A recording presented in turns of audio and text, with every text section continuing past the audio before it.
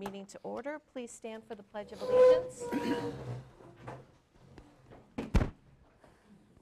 I Pledge allegiance to the flag of the United States of America and to the republic for which it stands, one nation, under God, indivisible, with liberty and justice for all.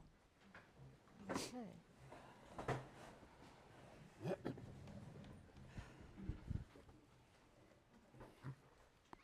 Okay, verification of notice.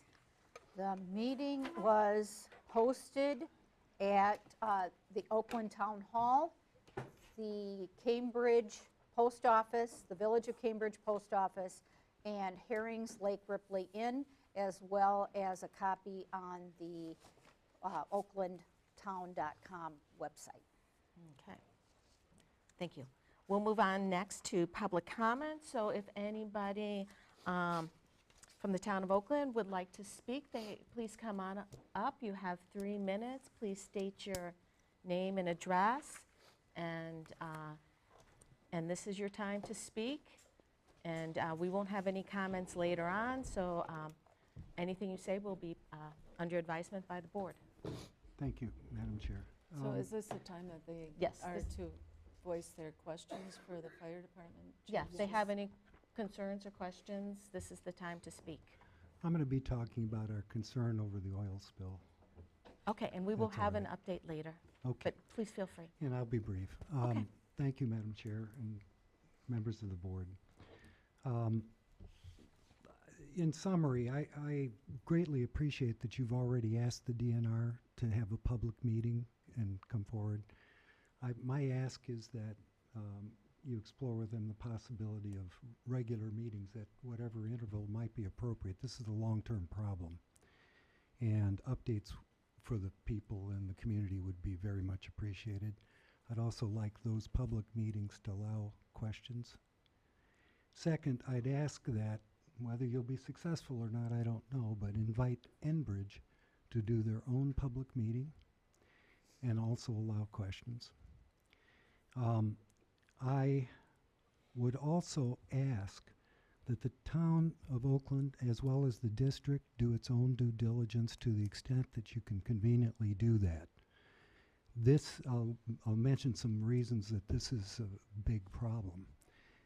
But you can start, I think, by just visiting with the people in Fort Atkinson. Some of them are probably in the room that dealt with the oil spill in Fort in 2020.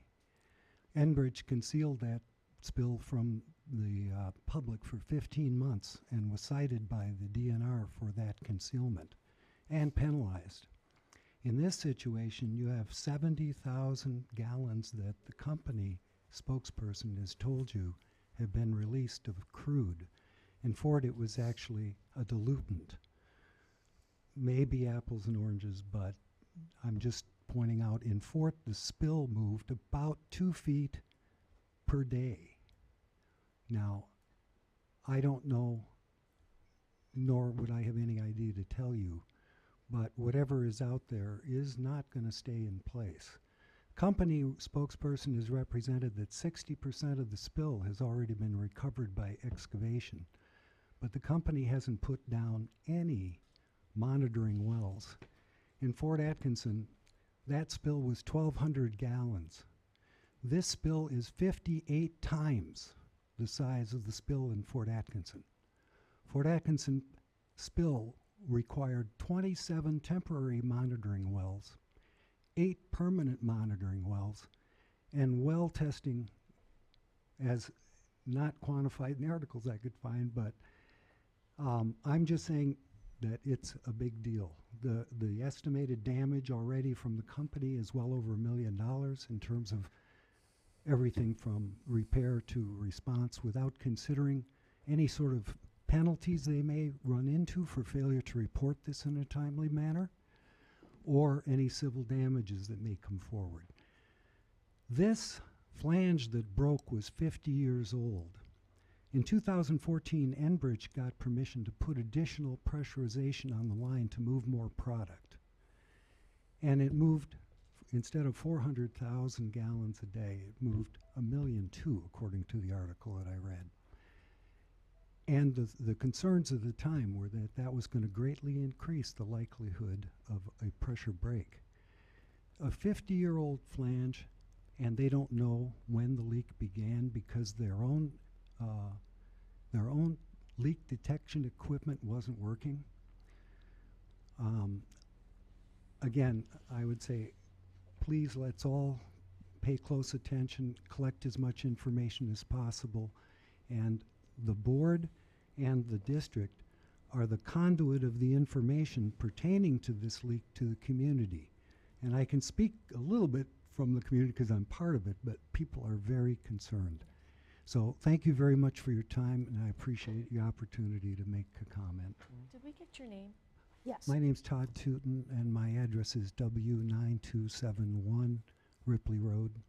Great, thank you. I Thank will you. be having an announcement later. Thanks, Todd. And most of it will be answered as best I can.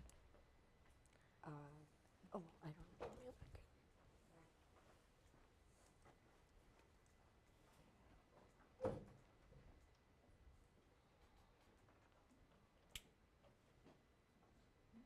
Just one moment as we see if there's technical difficulty. It's on now. I think it's on now. Okay. Great.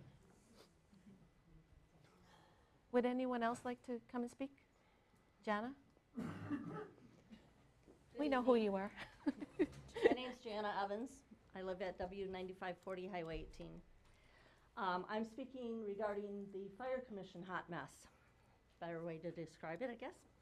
Again, I would like to acknowledge that you have all been put in a very difficult situation. I would also like to extend a thank you to the neighboring communities for coming forward to provide coverage for our public safety needs until we can come up with a resolve to this situation. As a prior public safety volunteer, I understand the need for services, and I also understand that time is of the essence when responding to a call for help. Based on communication to the public at the last board meeting, along with my independent conversations I have had with you individual board members, it is my understanding and the understanding of the residents of the town of Oakland that the contracts being drafted and signed are to be a temporary solution to an immediate need. In addition, you are committed to working together toward a long-term solution that will best protect the members of the community of the town of Oakland in a timely fashion. I would like to request that a statement of this intention of the board be placed in the permanent records of the town of Oakland.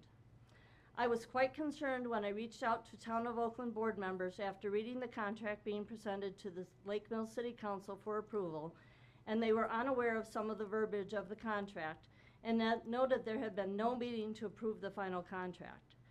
I also found it concerning that the Daily Jefferson Union article dated December 5th related to the Fort Atkinson contract approval, and I quote, "The agreement will be good for 1 year until December 31st, 2025. After that, the aim would be to enter into a 10-year agreement. That agreement would be drafted and approved in the coming year." To me, that is not a temporary solution. That is a long-term commitment. Over the last 2 years, we have experienced secret meetings, non-transparency, and personal agendas. We certainly don't need this board to follow suit. Our work is not done. It is just beginning. We need to come together and look at a variety of solutions. I would strongly suggest involving constituents that could assist in the process. We can also not lose track of the fact that there are obligations pertaining to the IGA that need to be addressed. Fire Commission related questions that I have are, who has been hired to complete the audit required by the IGA for determination of the district assets and liabilities January 1st? How much will the audit cost the town of Oakland? When will the audit start? Are separate bank accounts being set up for the next 12 months after withdrawal for cash and accounts receivable attributable to the town of Oakland for periods prior to the day of the withdrawal? Who will be signing on those accounts and monitoring it, which is also a part of the IGA? What will the town of Oakland obligation be for all the outstanding claims and potential claims that the insurance is dealing with? According to the IGA, we shall remain liable for its percentage of any adverse claim asserted against the district which occurred during the time the town of Oakland was a member of the district. For those of you that are not aware, the insurance has been canceled for the Fire Commission effective February 1st. These claims are prior to January 1, so I have to anticipate that if there's losses, there's going to be some kind of obligation to the town of Oakland as well that should be investigated. I would strongly recommend that you as a board keep Fire Commission updates as a standing item on your agenda moving forward until the above processes are completed. And I would ask that this be made a part of the permanent Sure. record. Bring it up. Thank you, Jana. Thank you. Thank you. We'll put that in there.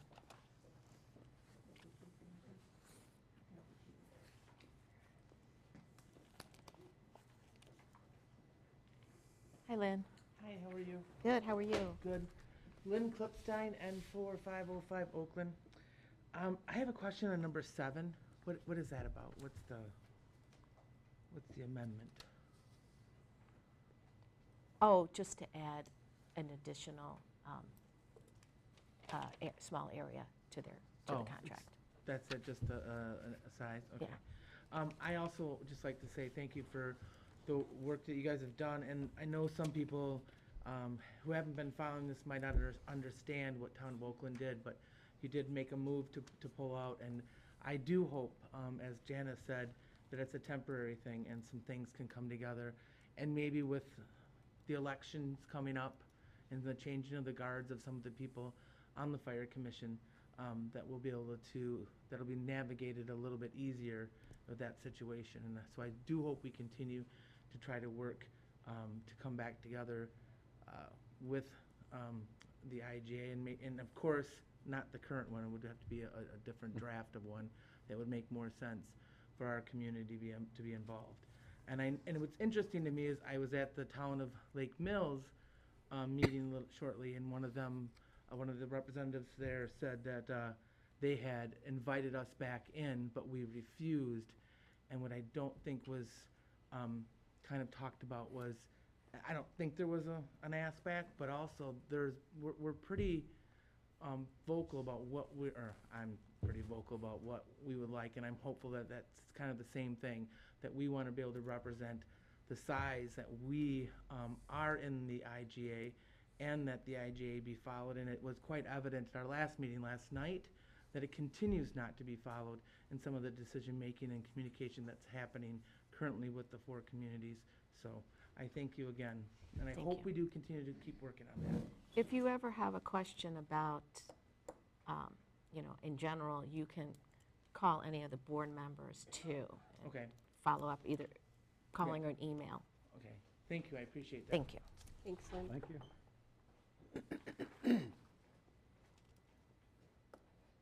Anybody else?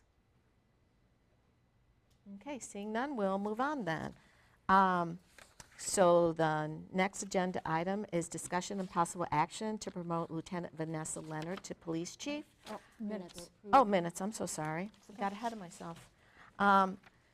Okay, approval of the minutes from November 18th and 19th, 2024, the town board meeting. Is there a motion to approve the November 18th meeting minutes? I'll make a motion to approve the November 18th meeting. Second. Board minutes. Okay. Second. I'll second Jimmy, Tom. Jimmy, motion, Tom second. Yep. Any further discussion? Seeing none, all in favor of approving the board minutes, say aye. Aye. Opposed? Okay, motion approved. Let's move to approval of the November 19th, 2024 town board meeting minutes. I move to approve the minutes of the November 19th, 2024 Town of Electors and Town Board meeting. I'll second. Okay, we have first, a motion and a second. All in favor of approving the minutes as presented, say aye. Aye. Aye. Opposed? Okay, motion carries. Now we'll get on to possible promotion of Lieutenant Vanessa Leonard to police chief. So I just wanted to say a few words first. And as the board is aware, and for all of you to know, we voted to promote Vanessa Leonard from Oakland police officer to lieutenant in August. with the intention that she would transition to police chief by the end of the year, assuming all went well. As our current police chief, Jerry Hoffman, excuse me, transitioned to Jefferson County undersheriff. And Police Chief Hoffman has been working closely with Lieutenant Leonard to make this transition. He has complete confidence in her ability and readiness to be our Oakland's police chief. Lieutenant Leonard's record is exemplary. She has been a police officer part-time with the town of Oakland since 2022. She has also been a full-time police officer for the Fort Atkinson Police Department since 2022, and prior to that, she served as the Jefferson County Deputy Sheriff for many years. She has much specialized training and works on many specialty teams, including founder and coordinator for the Jefferson County Police Officer Support Team. She is also the trainer for Moose, the therapy dog in training, and Moose accompanies her all over. He's over here now. You can see him in the back sleeping. But when he's not sleeping, he is a comfort to difficult situations with many victims in police cases. So it is my honor to make a motion to appoint Lieutenant Vanessa Leonard to police chief. I'll second. Okay, anyone else like to comment? Okay. So all in favor? of the motion? Aye. Aye. Yay. Speech. Would you like to step forward so that we can administer the oath? Oh, yes. There's good. Raise your right hand. I, Vanessa Leonard, having been appointed to the office of Town of Oakland Police Chief, Having been appointed to the office of Town of Oakland Police Chief, affirm that I will support the Constitution of the United States affirm that I will support the Constitution of the United States and the Constitution of the State of Wisconsin, and the Constitution of the State of Wisconsin, and will faithfully and impartially discharge the duties of my office to the best of my ability. that was a lot, And What'd will she say? faithfully and impartially discharge and will faithfully and impartially discharge the duties of my office to the best of my ability. the duties of my office to the best of my ability. Congratulations. Thank you.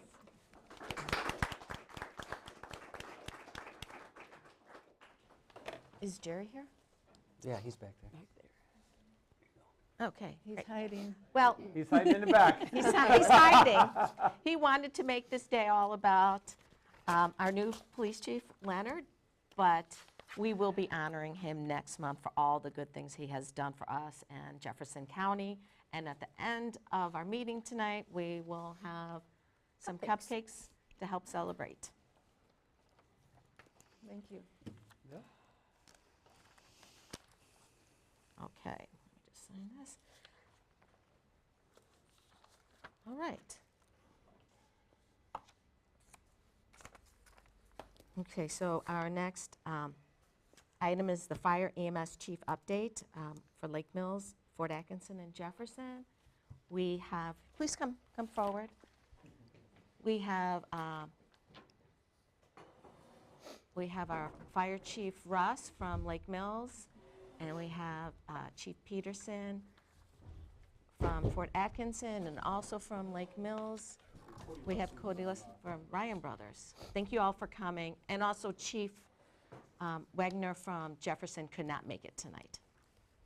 Talk towards the mic to the best of your abilities, please. Okay. So we're just here to listen to how you're preparing for January 1st and answering, just telling us all that's happening. And I'd be happy to start. Thank you for having us. As you know, we'll be taking over the portion of Oakland Township that we had discussed and had the agreement with on January 1st at midnight.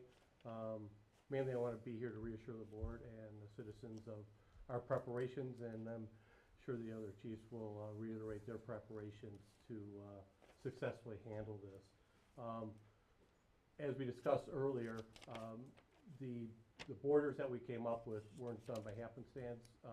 The chiefs met and looked at the response times and the best routes to areas, and that was divided up based on the best routes and not for any sort of money grab or land grab. It was the best way to support the citizens.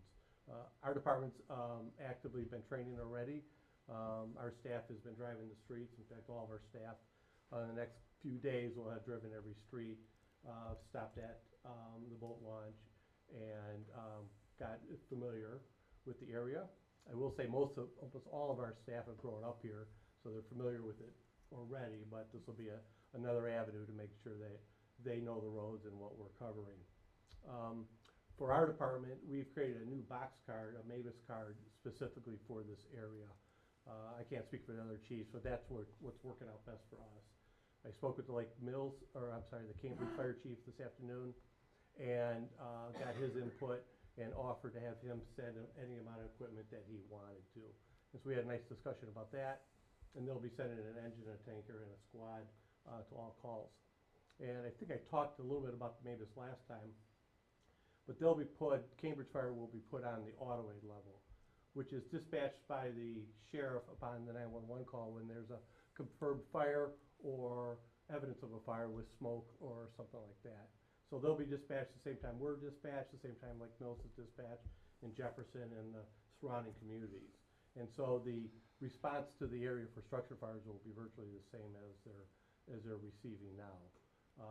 The authority having jurisdictions different, but the response will be basically the same. So we're pleased about that and appreciate their help with that. The other thing I want to reassure the residents are that when they dial 911, either from a landline or cellular, the same person's answering. So go to the same dispatch center at Jefferson County Sheriff's Office. Will be dispatched the same as they are now. Only difference is the agency that is responding will be different. But they have no worries that the communications infrastructure has changed, and it's not. But we'll go ahead and test it anyhow with 911 calls to make sure it's coming up correctly and the maps are correct so they know what agency is supposed to respond. As I think I talked about last month, we have a really robust water rescue team and response from multiple agencies and jurisdictions to the water we cover, and we'll be extending that to the water we cover up here. In addition, we'll be doing some ice rescue training as soon as the ice starts to leave, and we can have our members go in the water and do training on that, which will get us familiar with the launch areas and the areas that we're covering. I think the rest we've talked about already. We understand the call volume, the number of residents, and the area we're covering, and are confident we can handle it. I mentioned we're a 24/7 agency with 5 on duty plus myself, sometimes more, and we aggressively backfill the station. So in our initial response, or our initial crews are committed to a call, we're already bringing back crews for the next call. And so we are farther away. I don't think there's any doubt of that, but I think we make up for some of that with a quicker reaction time and out the door time. So with that, I could address the contract. The contract that we signed and that our city council approved last week is for 1 year. We have a scheduled negotiation next year with all 5 townships for a 10-year contract, which gets opened up, I believe, after 5. And we'll look to have some permanency to this. And as you know, we all want stability, and the movement of borders changes the financial responsibilities to other members of our department and the people we cover. So up until then, this is a year contract, and we'll make decisions as we negotiate. So with that, I'd be happy to answer any questions, or I can turn it over to Chief Russ. So I have a question. You said you're covering the boat launch area then? We cover the south boat launch, yes. Okay. And that's above the section line that we had divided, but the Lake Mills would have to drive down and around and through our area and up, and it was determined that we were the faster ones to get there. Okay, because I wasn't aware of that. I thought that was Lake Mills. We give a forested road, Right. which Island, at the end of Island, there's the boat launch, then there's the marina, which the marina is like right on the line down there. Okay. All right.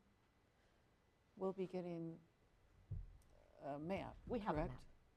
We have a map. The maps are in the I thought agreement. there were changes made to the map that we had. That's what we have, what he's talking about. We have maps that indicate what he's talking about, those jurisdictions. Okay. We But then- just got them today. Oh, you just got them today. Okay, so we haven't gotten them yet. No. No. Okay. Thank you. All right, so I guess I can go next. First off, you guys were thrust into a position of a very difficult decision to make. By no means, as Chief Peterson said, are we closer, and we completely understand that. However, we did not want to see a neighboring community go into peril at the first of the year without having some sort of dedicated type of coverage. For us, our look on this is that we are going to respond. Ryan Brothers will be the EMS response. They are staffed full-time, 24/7 within our department. So it offers the same shoot time, is what I call it, as Fort Atkinson getting out the door, coming down here. We have also began our training down here last week, Tuesday. We had several vehicles out in the area. We worked on mapping of the roads, training, looking for different locations, understanding the type of roads that we'll be dealing with down here. Some of them are a little bit on the tighter side. And then we also looked at the boat launches as well and other accesses. One of the differences that we have as a water resource is we have an airboat that we can drop pretty much anywhere on a road, and we can drive it into the water. The parts that are going to be a little bit tricky for us is on the north shoreline. On Ripley, there is a lot of rock and shale, so the interesting point is probably going to be, our interest for launching that is going to be more at the beach area over in that neck of the woods. That allows us a northern access to the lake. As far as other boat activity, we would be heading down to the south end as well. Our response times, again, were built based on mapping, and it was, as Chief Peterson said, it was not a unthought of or uneducated option as to how we came up with the boundary lines. One of the things that we did like, though, the most was to try to keep them in the sections that they were. It works best for dispatch. However, there were a couple roads, such as Forested Road, that pretty much runs on the town sectional line, that split kind of down the middle of it. So it was agreement to pass that to Fort Atkinson to cover. Some of the other parts that we've looked at, and not sure if you wanted me to address it now, would be the dry hydrant possibility. One of the concerns that I believe most of you may have gotten from some residents is your question about your insurance rates and what's going to affect those. Obviously, not knowing how the commission is going to work out, looking at water sources, one of those options would be to add dry hydrants to Lake Ripley or other water sources around the area. A dry hydrant is really nothing more than an 8-inch or 6-inch PVC pipe, whatever size that we would determine to put in. That pipe goes into the lake. We roughly like to get that down about 6 feet. And that's where looking for the right location on the lake would be the biggest thing, because we don't want to have to go out 20, 30 feet into the lake. We'd rather be closer to shore. But that is a location where then we can come to with a pumper truck, and we can start pulling water from the lake for fires that are in the township. That decreases travel time for tenders. It also gives us the ability to relay pump from that location. So there is some great opportunities, and a dry hydrant does count towards ISO ratings in the water supply area. It's an alternative water source. It's a little bit better than drafting directly from the lake because it's set up right out at the road. There is cost association with it. However, the DNR also offers a grant that you can apply for on the fire department side, and the FFP grant system, which is a 50% share up to X dollar amount. I did reach out to the contractor who did the excavation in Rock Lake. We have a total of 3 of those. They're the ones that did the excavation and installed those, and they would definitely be willing to work along with us. I've also made contact with the DNR because there's options of, there's potential permits that we're gonna have to pull for it. The DNR takes into account the water quality of the lake, you know, what this would do to the lake. And obviously, we're not having fires every day, so these are low activities, and drawing from the lake is gonna be a pretty low type of incident that occurs. But they also take into account wild species, animals, vegetation, all of those things, and also if there has to be an easement or anything like that, or if there's ownership that the town of Oakland owns already on the lake, you know, those are resources that we could use without having to gain easements. So it's a positive to add to the lake. It's positive to add for fire response. And again, any of our departments that are up in the area could use those for additional water sources. In addition, we've also met with Cambridge. I met with Cambridge Fire yesterday, 2 of their members, and we were very pleased that they came to the Jefferson County Fire Chiefs meeting and talked about, hey, we want to be part of the response. So that really opened up the door to start looking into a partnership with Cambridge Fire. I understand that several of their members live in the township of Oakland. They want to protect the town that they reside in. So there are definite options. As Chief Peterson alluded to, he had created a Mavis box card. I have a Mavis box card. And I know that one of the first meetings that we talked, it was the idea to form one that would be for the entire township. However, we're covering different, I don't want to call them quadrants because we're in 3s, but we're covering a different quadrant than what Fort Atkinson is versus what Jefferson is. So there's different resources in my area that I'm going to pull from. There's different resources for Fort Atkinson to pull from. So in the end, it did come out best that we each create our own Mavis box card for the township of Oakland. When I first formulated my card, I was not sure as to where Cambridge Fire would want to be on those cards. And after the meeting at the Jefferson Chiefs meeting, I did sit down with 2 members yesterday, showed them our box cards that we are looking at. It has them in for 3 vehicle response, an engine, a tender, and a chief, to the town of Oakland for any first out fire and smoke that's showing. There's opportunity to expand it, but we have to start somewhere. So that is the most important card, in my opinion, that we wanted to start with, so that's where we're at with that.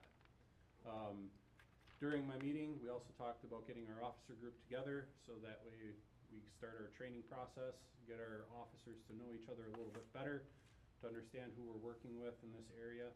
And eventually, my goal on that is to envision that we are going to be working with training on different tactics and responses and those things down in the area. So we've been doing a lot of work in the short time. We've got all of our EMS stuff done with the state already. And I can let Cody talk on behalf of Ryan Brothers EMS. Yep. So for those of you who don't know, my name's Cody Lutzen. I'm the service director for Ryan Brothers Ambulance. Obviously work very closely with the city of Lake Mills. And I've worked with several of you throughout the past year for this process. So we're very happy to help you out with EMS. To mirror both the chiefs, right now we're in our preparation period. You guys in the next 2 weeks or so, before the first of the year, are likely to see quite a few of our ambulances driving around as our staff get to know the area and understand. I continue to meet with the chief at least once a week to discuss how our responses are going to look jointly and how we're going to respond to incidences in the area. I've been in contact with both the state and Jefferson dispatch to make sure everything's ironed out and ready to go for the first of the year. As far as operational plans and paging and all that sort of thing. So we feel very confident that between ourselves and the fire department ambulance that we can handle the call volume and have good timely responses. We're staffed full-time at the fire department, so we have a very quick out-the-door time with those staff members being in-house, so we don't anticipate any prolonged response times or anything like that. And I think everything, like I said, just right now, everything's getting prepped, talking about certain scenarios with our staff, how we're going to respond to certain incidences, and then establishing, like I said, that joint response with the fire department for certain instances. But I'm happy to answer any questions anyone has about EMS in our particular service area that anyone may have. Otherwise, a lot of it's been covered by both the chiefs. They did a nice job. I'll address the contract. I know that the question was raised about the contracts. I guess one of the things is the Cambridge EMS and Fire Commission went through their contracts, and all of a sudden one was kind of an oddball contract that really never met the IGA. It was a difference. And when we formulated the contract, which got presented at the City of Lake Mills the other night, all of our contracts look the same, whether that's a Town of Aslan contract with us, whether that's a Milford contract, whether that's a Town of Lake Mills contract, or the Oakland contract. But there are outs in the contract that are built in there with X number of days, those types of items. And that truly is our basis, that if there is a better option, that's where we want to see you go. That's where we want to see this to be. At the end of the day, we want to walk away as good neighborly community partners. If it turns into a bigger and stronger relationship, we are definitely open to that, because there is a little bit better with consistency. You start paying into a service, you want to start reaping those benefits.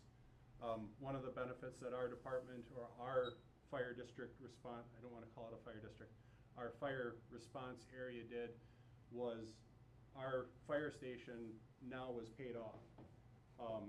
That debt service now comes off for our townships.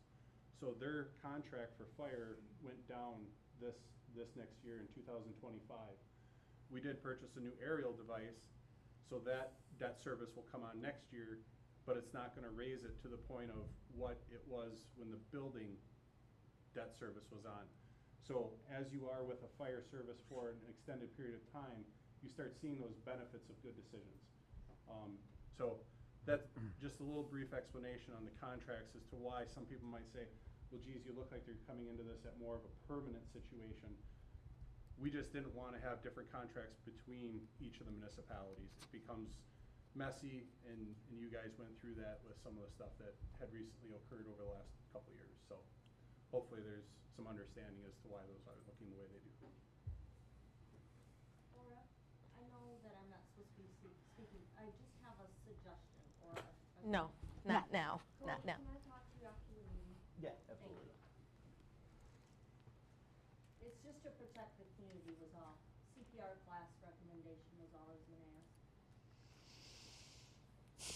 I do have a question that I'd like you guys to address. I feel like I know the answer, but I'd rather have you provide the answer to the people.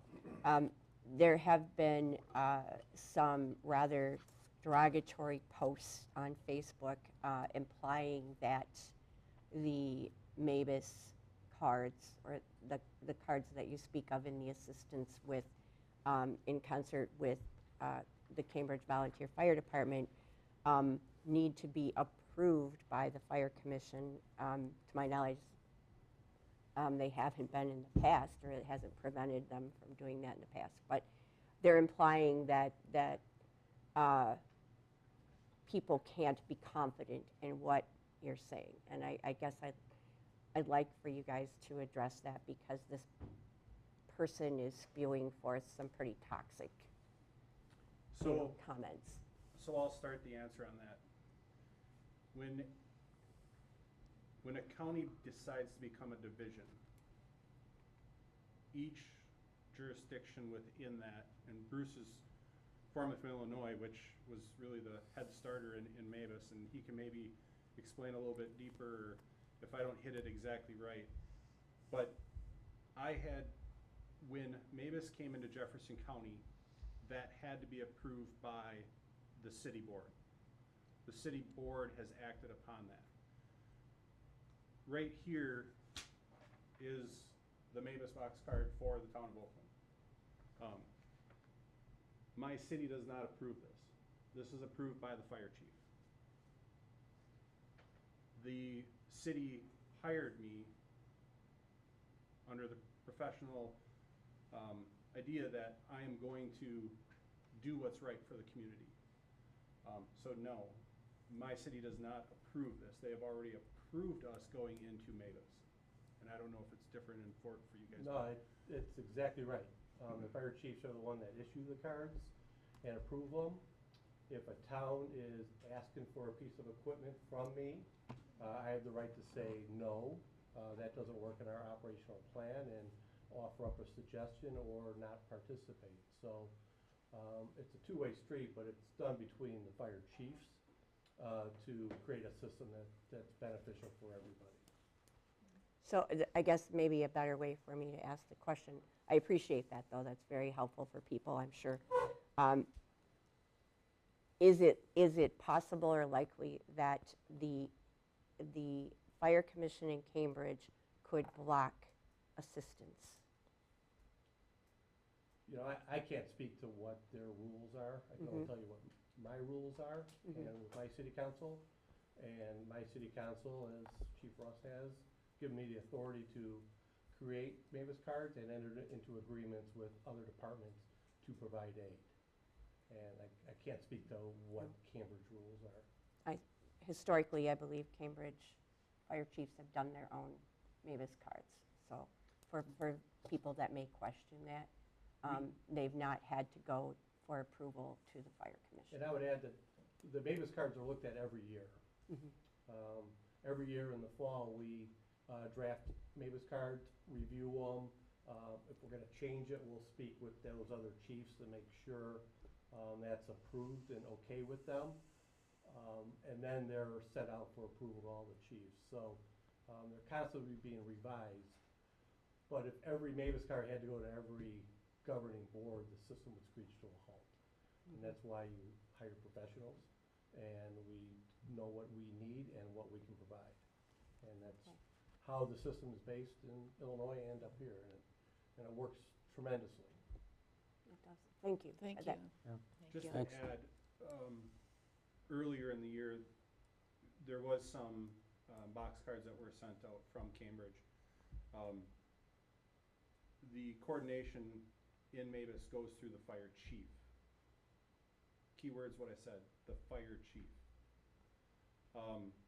Because if I allowed Cody to make his own EMS cards, in dispatch there would be 2 cards for 1 piece of land that now are being referenced. The confusion comes in there as to he might have the same resources on the card that I'm looking at, might be different, and it would be very, very messy.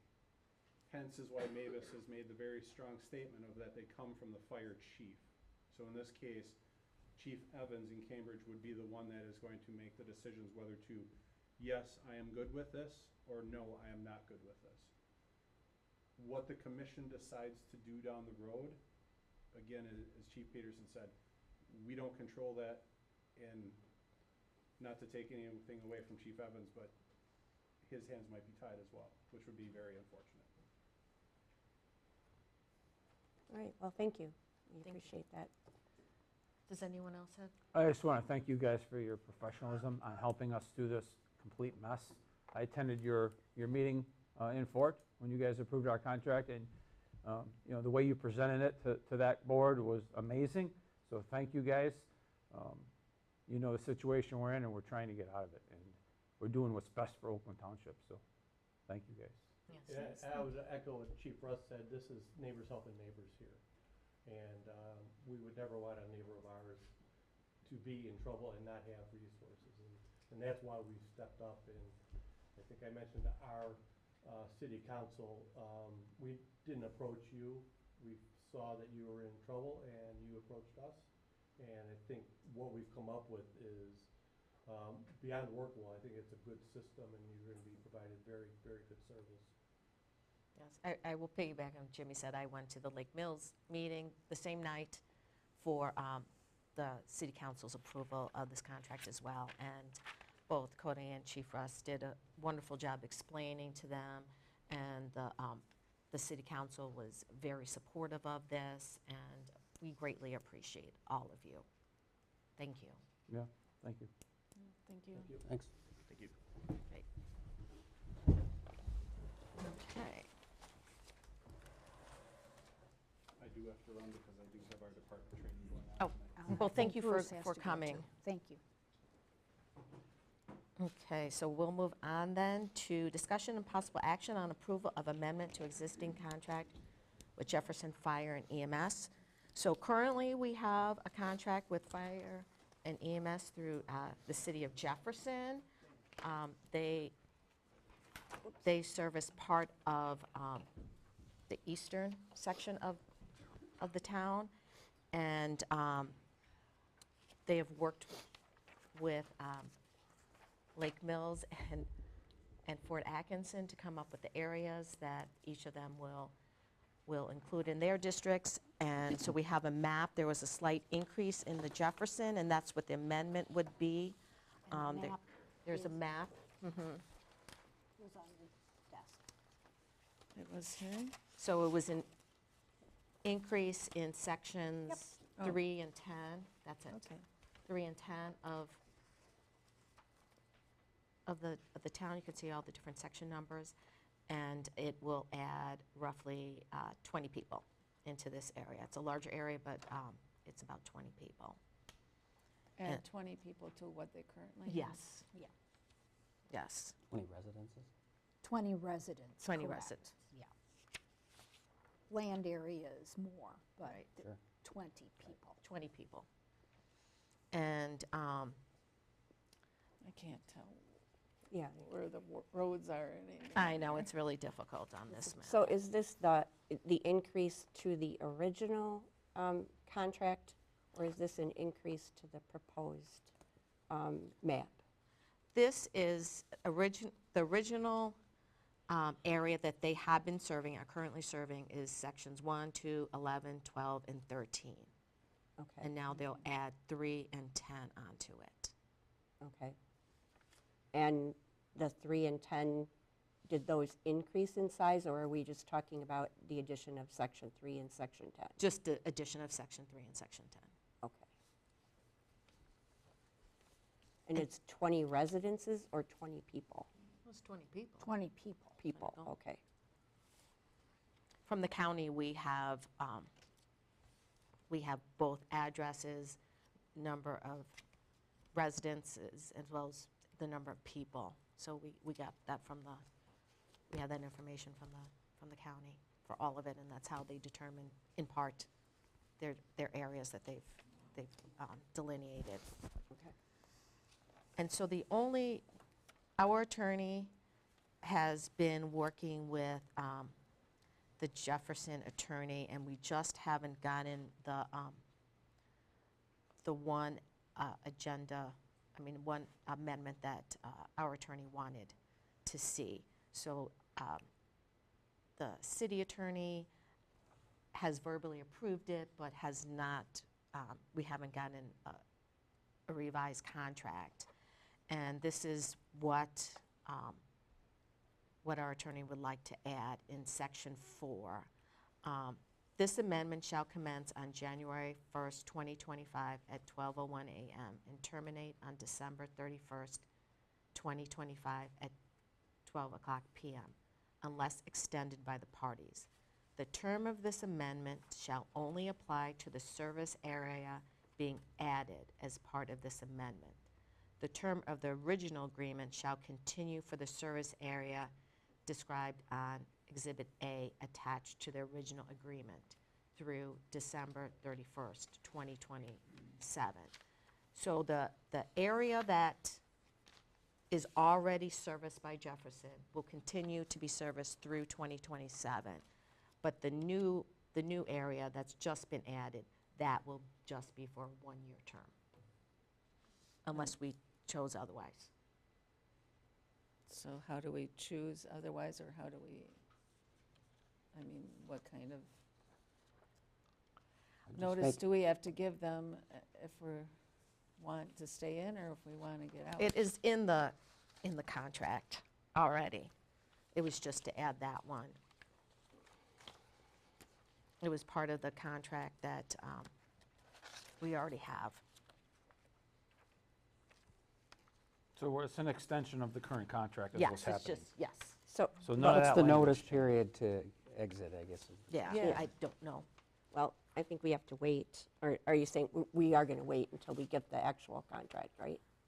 This is the contract that we have. He just wants to add this one sentence, and the Jefferson attorney just, for whatever reason, hasn't gotten it to us yet, but he agreed to this. So I think we just need to amend, to make a motion saying that we would approve with this amendment adding to, Oh, I see. I don't know that I'm comfortable with that.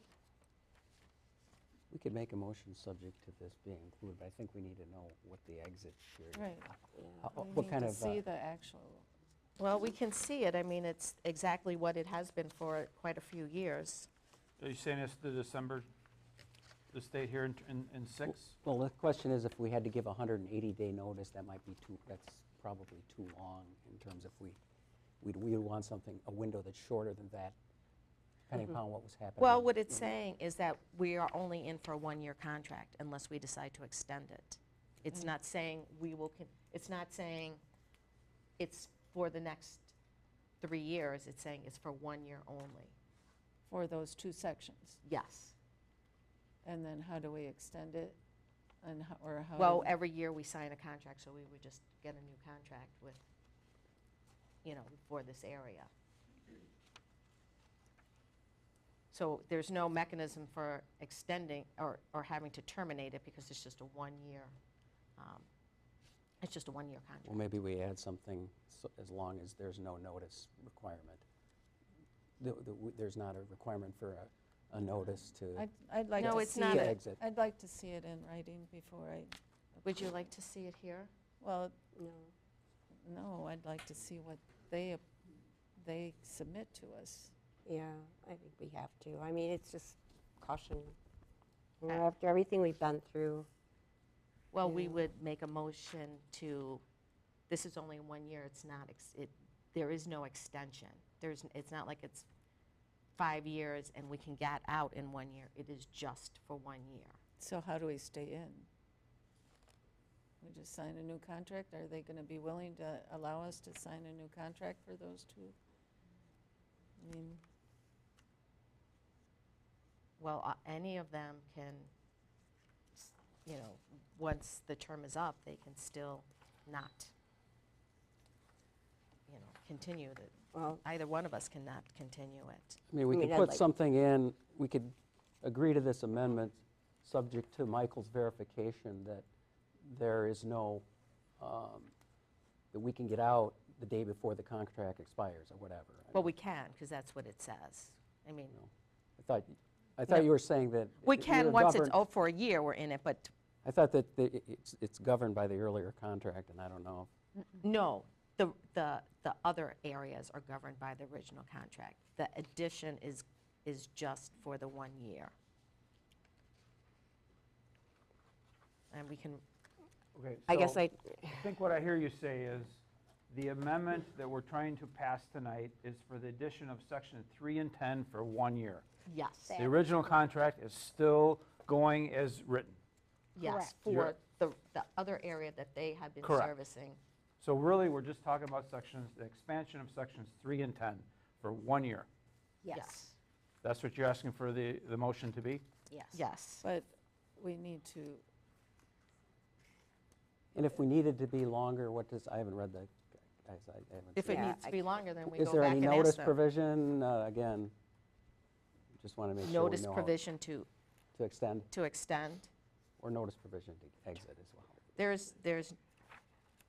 There's no provision to exit because well, there is. It's just 1 year, so after 1 year, we could just So if we want to renew, We have to I renew. think Tom's question is, yeah, if we want Yes, to we have to renew, we'll have to Negotiate. negotiate another 1 year contract.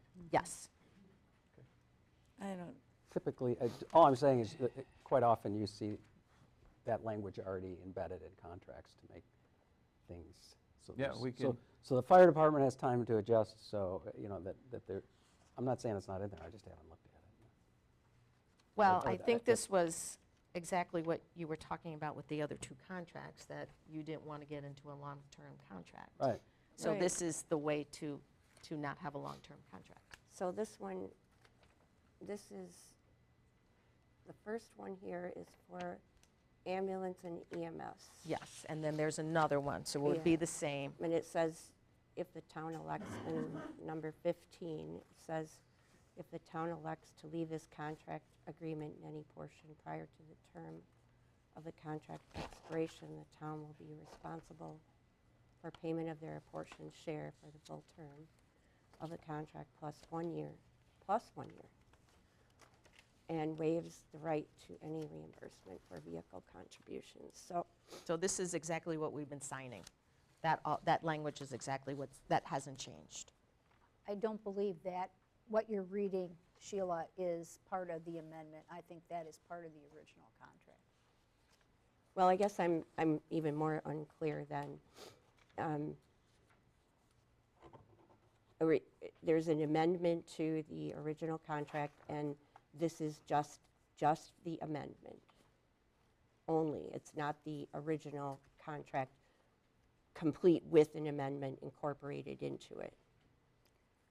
Correct. The amendment is on, the entire contract was not rewritten. They just included an amendment on the top, so to speak. All right, so that's why there's See, no mention. Exhibit A is the contract for fire protection. So this contract entered into the first day of January 2023 to December 31st, 2027. So this is the original contract. The only thing that is changing for tonight is the amendment to add the section 3 and 10. Right. For 1 year, for a term of 1 year. Yes.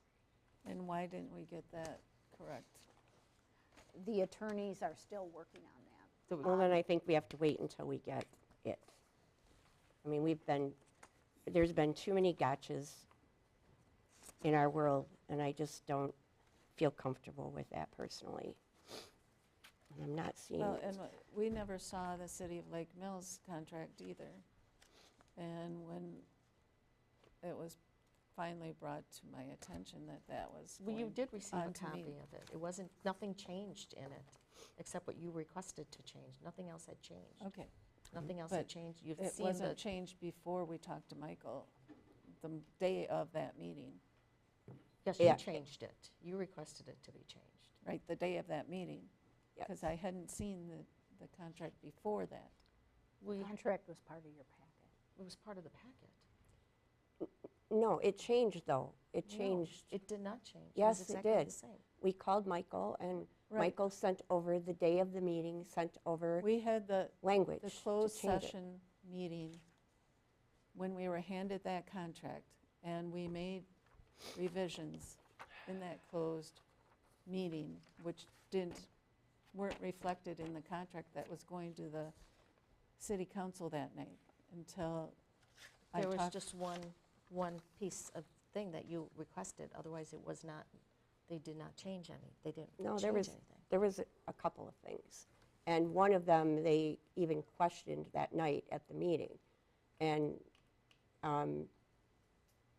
they took a vote on whether or not to allow it. Yeah, it was there. But it was something that was added that day. That was, But there were- That's there when was- we talked to Michael. There was Yes. more than That one day. thing added that day, yeah. Mm. And, Okay. all right. You can make your motion, I'm not going to vote for it. okay. Just be aware that as of January 1st, this area does not have coverage. We Nobody in can- this. Can't we just nobody have a in- special meeting? Yeah. As soon as the Yeah. document is agreed upon by both parties, Yeah. we can just do a quick meeting. Yeah, we're probably going to have one anyway for the leak, the crude oil leak, so we can have That one. will not be appropriate time to be having this. We can't have two things on the agenda? We're just going to have a public meeting. We'll just have a public meeting, and I don't know if it will be before We ca- January 1st. Well, we should have one before January 1st, I think. I'm sorry, but no, we have to have it in front of us. I'm still looking in here for the cancellation part on, This is the contract that we've been signing, what you're seeing, Okay, Exhibit A. so after the 1 It's- year, do we still do 1 year, 1 year, 1 year until the 2027? We will have to renegotiate the new area next year. The old area will continue. We will be Right, I know, I every was year. part of this contract. Then I don't know, that's what you're just asking me, though. We have to sign it every year. We do sign it every year from 2023 to 2027. well, Don't this, we do that? Don't we approve it every year? No, No? it's approved. For- It would be, we signed it in 2023, so So I it thought we would, had to do something the next year to prove the increase. no. No, okay. We have a meeting, the municipalities agree upon, Chief Wagner presents what the increases are going to Right. be. And we don't need to approve those increases? That's what we're at the meeting for. Okay. But you don't have to bring it, we don't bring it back to the full board here to approve? Or you just approve? It's approved as part of the budget, Right, Okay, but the contract is already in place, I think, until 27. okay. Well, if we don't agree to this, then we have areas without coverage. We not agree if to we it, have a just meeting. agree to it, just once it's in place and once Michael gets the agreement from Jefferson. Why haven't they agreed to it at this juncture? They have agreed, they just haven't sent it over. you said the city attorney hasn't had it approved yet. No, it's approved, he just hasn't. The city of Jefferson is meeting as well tonight, which They is will- why Mr. Wagner. Right, the city of Jefferson has not approved that language yet. They're meeting tonight at the same time as we're meeting. Right. The So- same as we did for Fort and Lake Mills. We voted to approve it. So they will be voting on that tonight.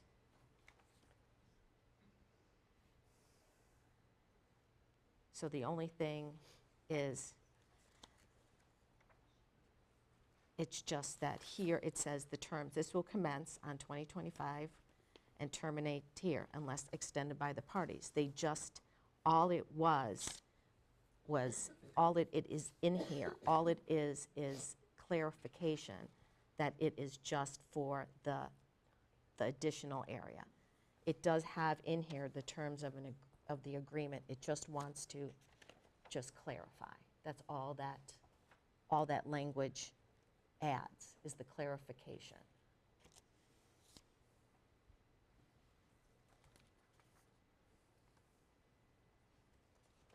So these are two separate agreements, it looks like.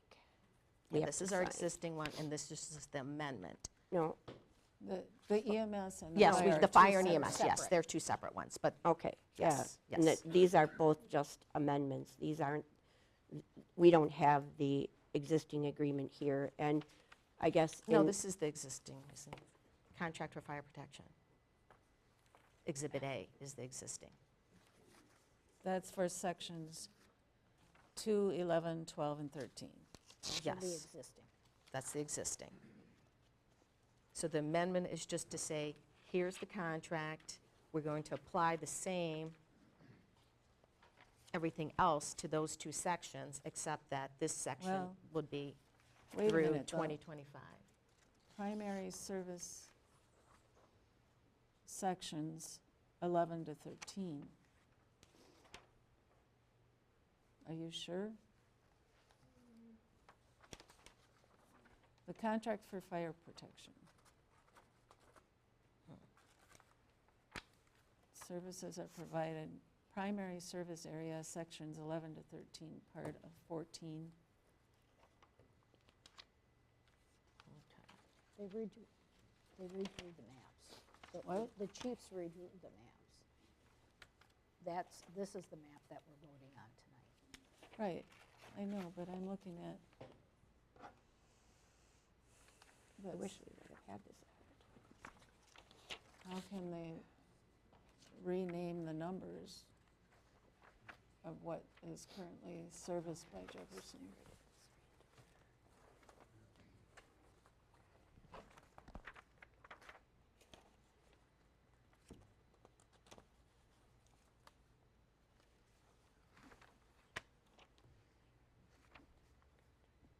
So I guess I'm a little bit confused.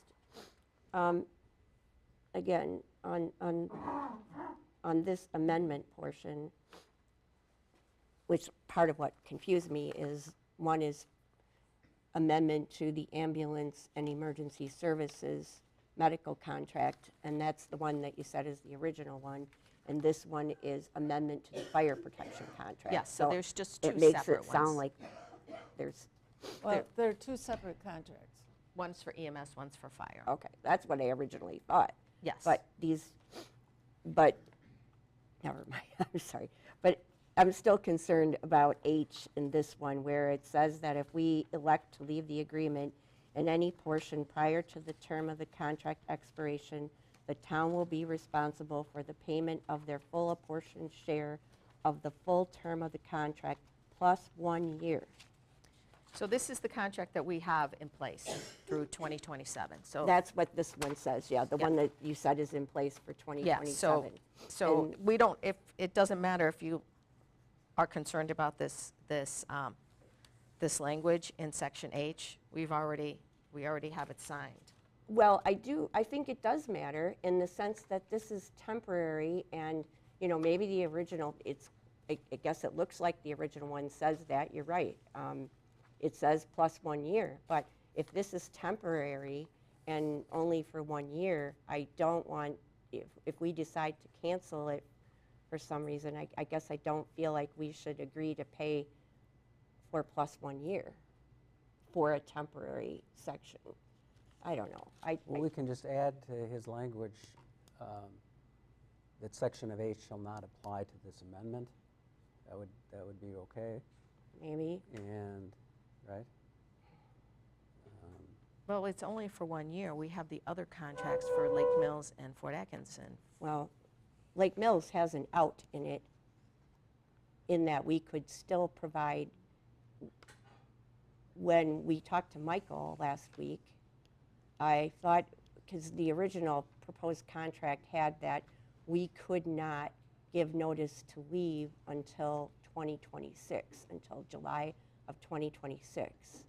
And Jana is the one that brought that to my attention, and I don't know, did you too? I think we talked about it, and we talked with Michael, and he said, okay, well then, he said we would want to be able to give notice of in July of 2025 to be able to leave. So, All right, I have a question. I might be able to clarify this. So in the amendment, it says it'll take effect January 1st, 2025, pending approval of the government bodies of both parties. Are we saying that this amendment is for 1 year only? yes. Okay, can we write that into the motion? Yeah. Okay, so that needs to be written in the motion to clarify that H doesn't apply to the amendment language. Correct? Is that what we're trying to say? Yeah, I would say that, why not? If there's no intention, why put it in there? I'm hearing this concern. Is that what we're saying is it's only for 1 year, correct? Yes, Well, it's then, just to for 1 year. clarify that H doesn't apply to the amendment, write it right into the motion that this is for a 1 year contract pending renewal by both parties. Okay. That should clarify the concern about H applying to the amendment. I don't think that's the intention, but if you have it in writing, Yeah, that should and That that's- resolve shouldn't be a that. big deal if that's what No. the implication is. Correct. Yeah, and that's what I think he's trying to get at with what Let's he's just put it in the saying. amendment, so it's clear then for everybody here that H doesn't apply to this Yeah. amendment. And that this too, that this is also in here, that this is, we could add that, but we need this original too to clarify number 4. Number 4 is to clarify that it is just for the added area. Oh, yeah, so number 4 actually, That's what unless this, extended by both parties. So it actually says it in number 4, but Yeah, really number it's- 4 should be part of the amendment. yes, And and then so it all, clarifies it all. yeah, what he's asking to put in there clarifies that it's just for the addition, Okay. not for. See, I understand. I understand what you're saying, and I get it. But I feel like, first of all, we're going to have to follow up and make sure that that happens. Yeah, well, And again, just based on my experience with what's been going on with Fire Commission, I would feel much better if I saw the contract that is going to be the one with teeth in it. I'd rather see that before I agree to it. well, we can make a motion that is included, and then we don't have to come back. We make a motion. But then we have to follow up and make sure it got carried through. Yeah, that's fine. And who's going to put that on the Subject calendar? subject to our review and approval of the final document. Is that what you're saying? I have a problem as to, this contract is primary service area, sections 11 to 13, part of 14. Okay, so maybe they added one. So what sections are they adding? 1, 2, 3, and 10, I guess they added 10? more than. What are you reading, Joy? the first page of the fire contract? Okay, so they added more than we originally thought. See? 1, 2, 3, and 10. This was the map that they sent.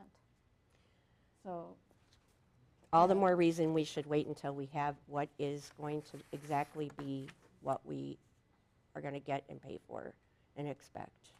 This is what we're going to get paid for, this map here. This is what they sent us. This is the area that we will be serviced. okay. So whatever's not included in the original is what we are amending, and we will get for 1 year. So do There's we- nothing this- on here to even identify what it is. There's no date, there's no description, there's no So the, amended area. right, it needs to say something about the amended service area would be sections 1, 2, 3, and 10. Wouldn't you agree?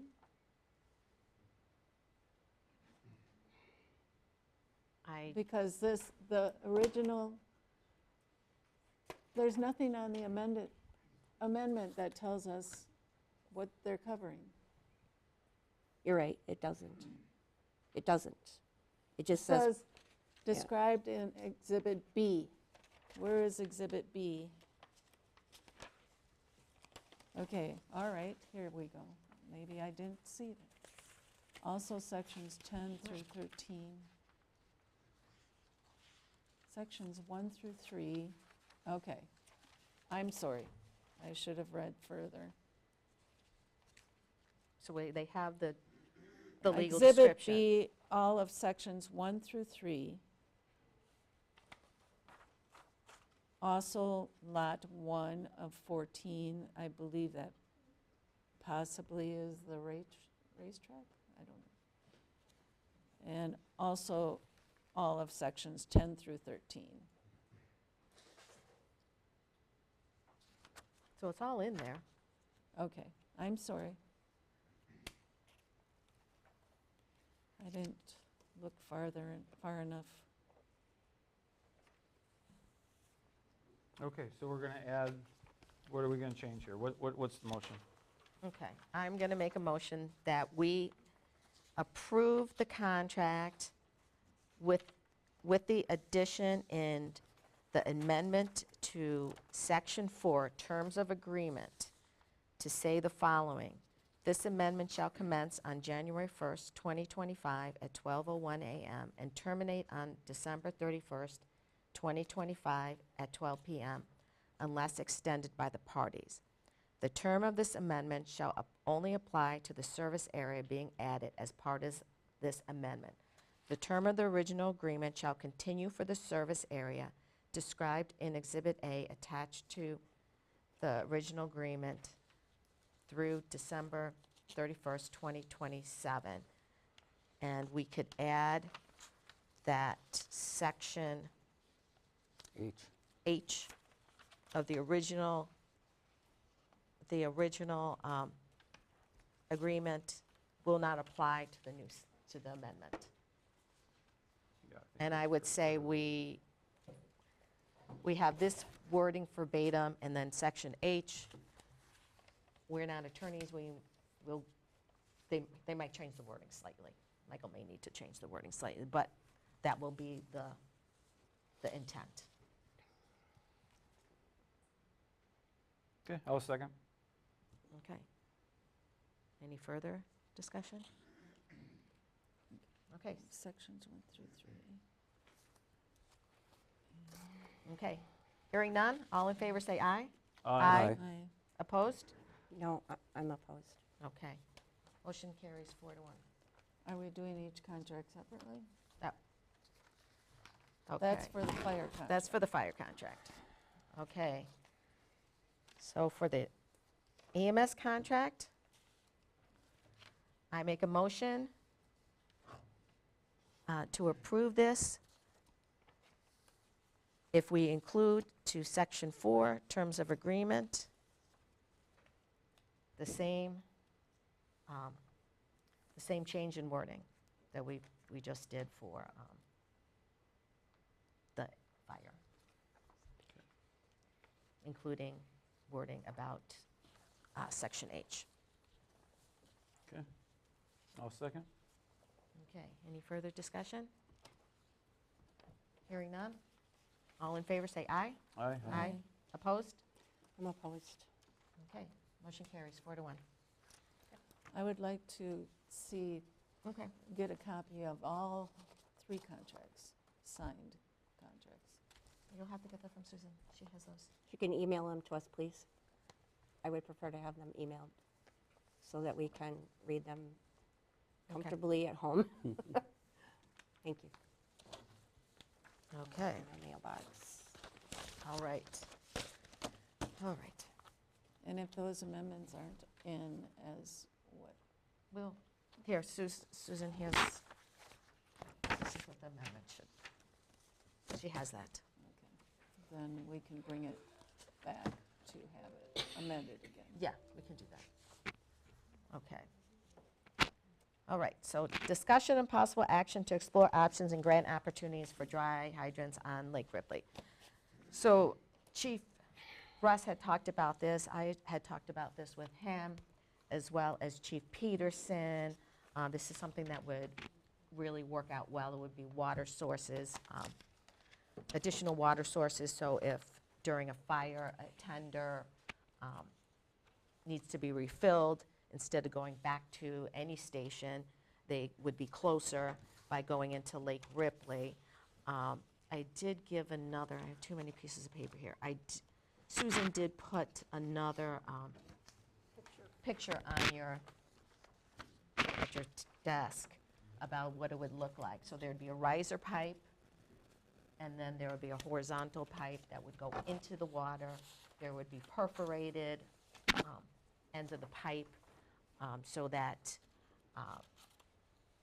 when the tender comes, they can hook the hose directly to this hydrant. It would have threading on it, so that any hose could be attached. Then then they could suction water out, and it would come through those perforated areas of the end of the pipe. It would need to be cleaned out periodically, and so there'd be a little bit of maintenance to it. And So who does that then? that would be something we would explore in this. So I'm not asking that we approve doing this. I just wanted to bring a heads up to the board that this is something that I've talked to the chiefs about, and it's something that would be potentially feasible for us to do and be a good benefit to the community. So I just basically wanted approval that, yes, you feel that this is a good idea to research, to see if this is viable. We would come back to the board in the end with the final locations. The chiefs would work on what the best locations would be. We do have the boat landing area, as well as the public pier over by the old Arbadell and Lake Ripley. Those are good places to start, but they may identify other areas In addition, I have talked to Leanna Spencer at the Lake District. We want to make sure that any locations are not in Critical insensitive- habitat. Yeah, critical habitat, sensitive areas. She will need to just confirm with the Lake District that they agree with this, that it's not detrimental. She would look closer into this. We want to make sure that she's on the same page with us, but in general, she and the Lake District seem receptive to the idea. So we can look more into the cost, the grant applications. There would be some engineering costs with it. But instead of just going ahead and doing all this research and a lot of work, I wanted to get everybody's opinion on it if they thought it's something that would be worthwhile to pursue. And this is something that will be useful regardless of what direction we go with services. Exactly. Everyone or anyone can use it. Yes. In the proper locations. Yes. I personally would like to see what the ones at Rock Lake look like, to see how well they function and what that is, because I've never seen one. And I can bring that back to Leanna and the Lake Ripley Management District, because we will obviously make sure there's no harm in the lake. And I think, like the chief said, it's a very rare thing that this would happen, and we would certainly have to put some safeguards in where it's literally an emergency situation where the chairman's, myself and Laura, or whoever the chairs are, would have to approve that kind of a thing before we just let someone hook up and start pumping our lake, right? Right. So there's a lot of work to be done here, and that's why I wanted to get just the first impressions of it. We wouldn't approve anything until we had all the facts to this. Yeah. It's not something that we're going to take lightly. We're going to learn all about it as much as possible. Like I said, they'll need the locations. Leanna anybody, all of us can go look and see what. I've seen them before, and Yeah. so been part of training where something like that's been used. So And you they're feel that definitely- they're it's a beneficial. I would like to involve the volunteer fire department in Cambridge, in it as well, in discussions, because hopefully at some point we will all be back together, and quite frankly, they would have to use it as well if there is a fire event in the meantime. So it can't hurt to involve. Well, whoever responds Yeah, pursuant so- to the Well, the mutual chiefs can- aid. Yeah, so the chiefs can talk with the Cambridge chief and whoever they want to. All the chiefs can get together with Cambridge, all three of them. So do we have any idea what the cost on something like this is? A lot of it would be the excavation cost. There would be a little bit of engineering cost. I would say that would be part of, the feasibility of this. Probably each location. I would be interested in Yeah, helping maybe to determine what that is. $1,000. I don't really know yet. We- That would yeah, just be you part of can't. it. We can't estimate that right Yeah, now. we can't estimate. It's going to vary from location to location, depending how much you needed to excavate out. It would be better money-wise and also for the suction if it wasn't up high, kind of lower. The chiefs will make sure that they can get to that spot easily, access it, and get out. You don't want a difficult location. So a lot of that will determine the cost as well to it. So that's something that we can then look into. We'd probably have to hire an engineer to. So you're just wanting to explore options? Yes, that's all I'm asking, just wanted Do we every. need a motion to do that? Not necessarily. I mean, just yeah, this is Yeah. something that people would be interested in, particularly since any fire department can use it in the future. Yeah. I'm so definitely interested in helping Let's explore it. explore, let's see what the grants are. Okay. I'll have Leanna look at what options there are through the DNR, and we'll get back to the board, I guess. Okay, I'll get back to you, Sheila. So and it we'll- sounds like Yeah, we'll talk. Sheila. I'll have to talk and see what the chiefs, I'd like for them to, the chiefs to kind of look at that on themselves, and we could talk about the other aspects of it. And, Okay. all three, including the Cambridge. So, Okay. yeah, Okay. I'll touch base with all you as we go, and we'll see what we can. Yeah, what I can- think we have to keep involved with it. I don't want to see us end up having another situation where we No. turn over everything to other people. No, We no. need to be involved with it. No, this would be owned by the town of Oakland. This would not, Right. this would not belong to anybody But I mean, else. in the process, in the whole process, you know. No, we will be approving it. We will be making sure that it is right for us, for All right. sure. Absolutely. Okay, so I guess we don't need to make a motion. We'll just kind of move ahead after the holidays on that. So next is discussion and possible action on 2025 election inspectors. There is a list of our chief inspectors and our election inspectors in your packet for 2025, and I would recommend approval of this list for the 2025 elections. Okay, I'll make So a moved. motion to approve the 2025 election inspectors list. I'll second. You have a motion, a second. Any These are all the additions? same people. Yep, and they have all gone through proper Training. Elections Commission training. Okay. Okay. Any other they are. questions or comments? No. Okay, hearing none. All in favor of approval of the 2025 election inspectors, say aye. Aye. Opposed? Okay, motion carries. Discussion and possible action on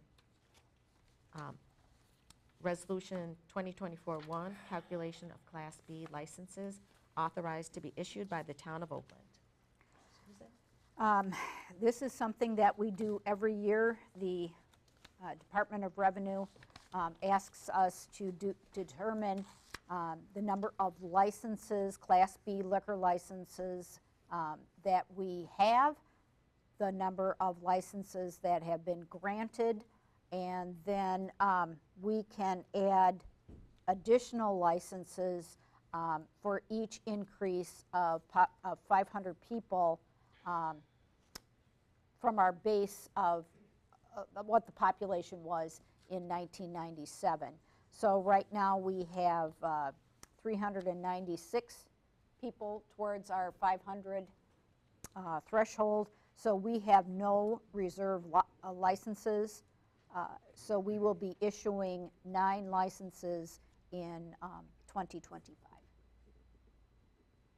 And all of them are spoken for, so unless someone declines their license, we have no license available to give.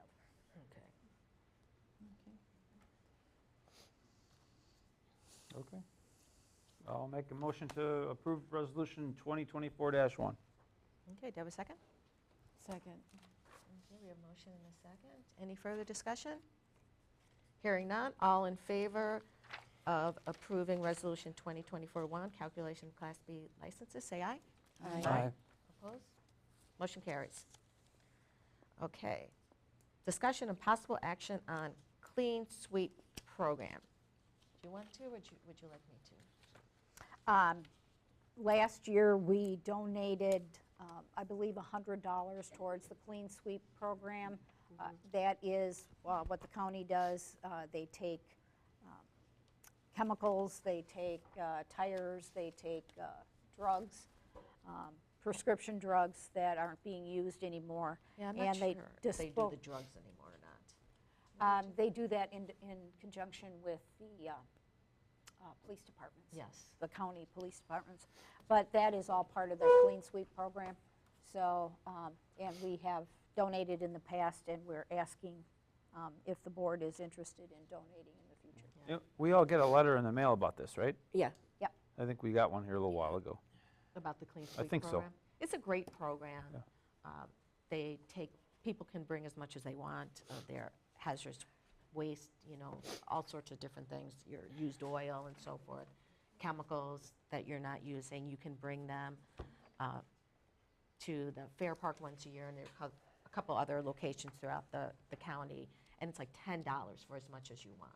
So it's a really great way for the community to dispose of it properly instead of just leaving it in their homes or putting it in the garbage. We don't want people to be doing that. So it's a great opportunity for people, and at a minimum cost. But it does cost quite a bit of money to dispose of things. So it's a program through the county is what it is? Yes, It's a- correct. They do get money from tipping fees at the landfill up by the highway in Johnson Creek, and I believe they get some grant money as well for it. But it's still quite expensive. doesn't cover all of it. I'll make a motion to approve a donation of, 100 doesn't sound quite enough, maybe 150. Okay. I'll second that motion. Any further discussion? No? Okay. Nope. All in favor of donating $150 to the Clean Sweep program, say aye.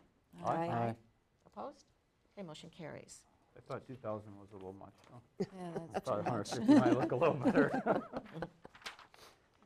Okay, discussion and possible action on the Oakland Hills Residian Development on revisions to approved preliminary plat. Deanne Schneider, who works with Mr. Didion, is going to present to us. So a while back, the board did approve a preliminary plat, but there's some changes to that.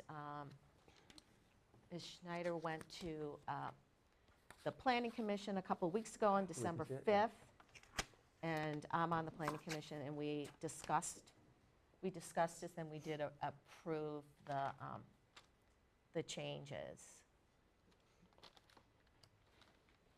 And then, do we have copies of that? The actual plat in your packet. Okay.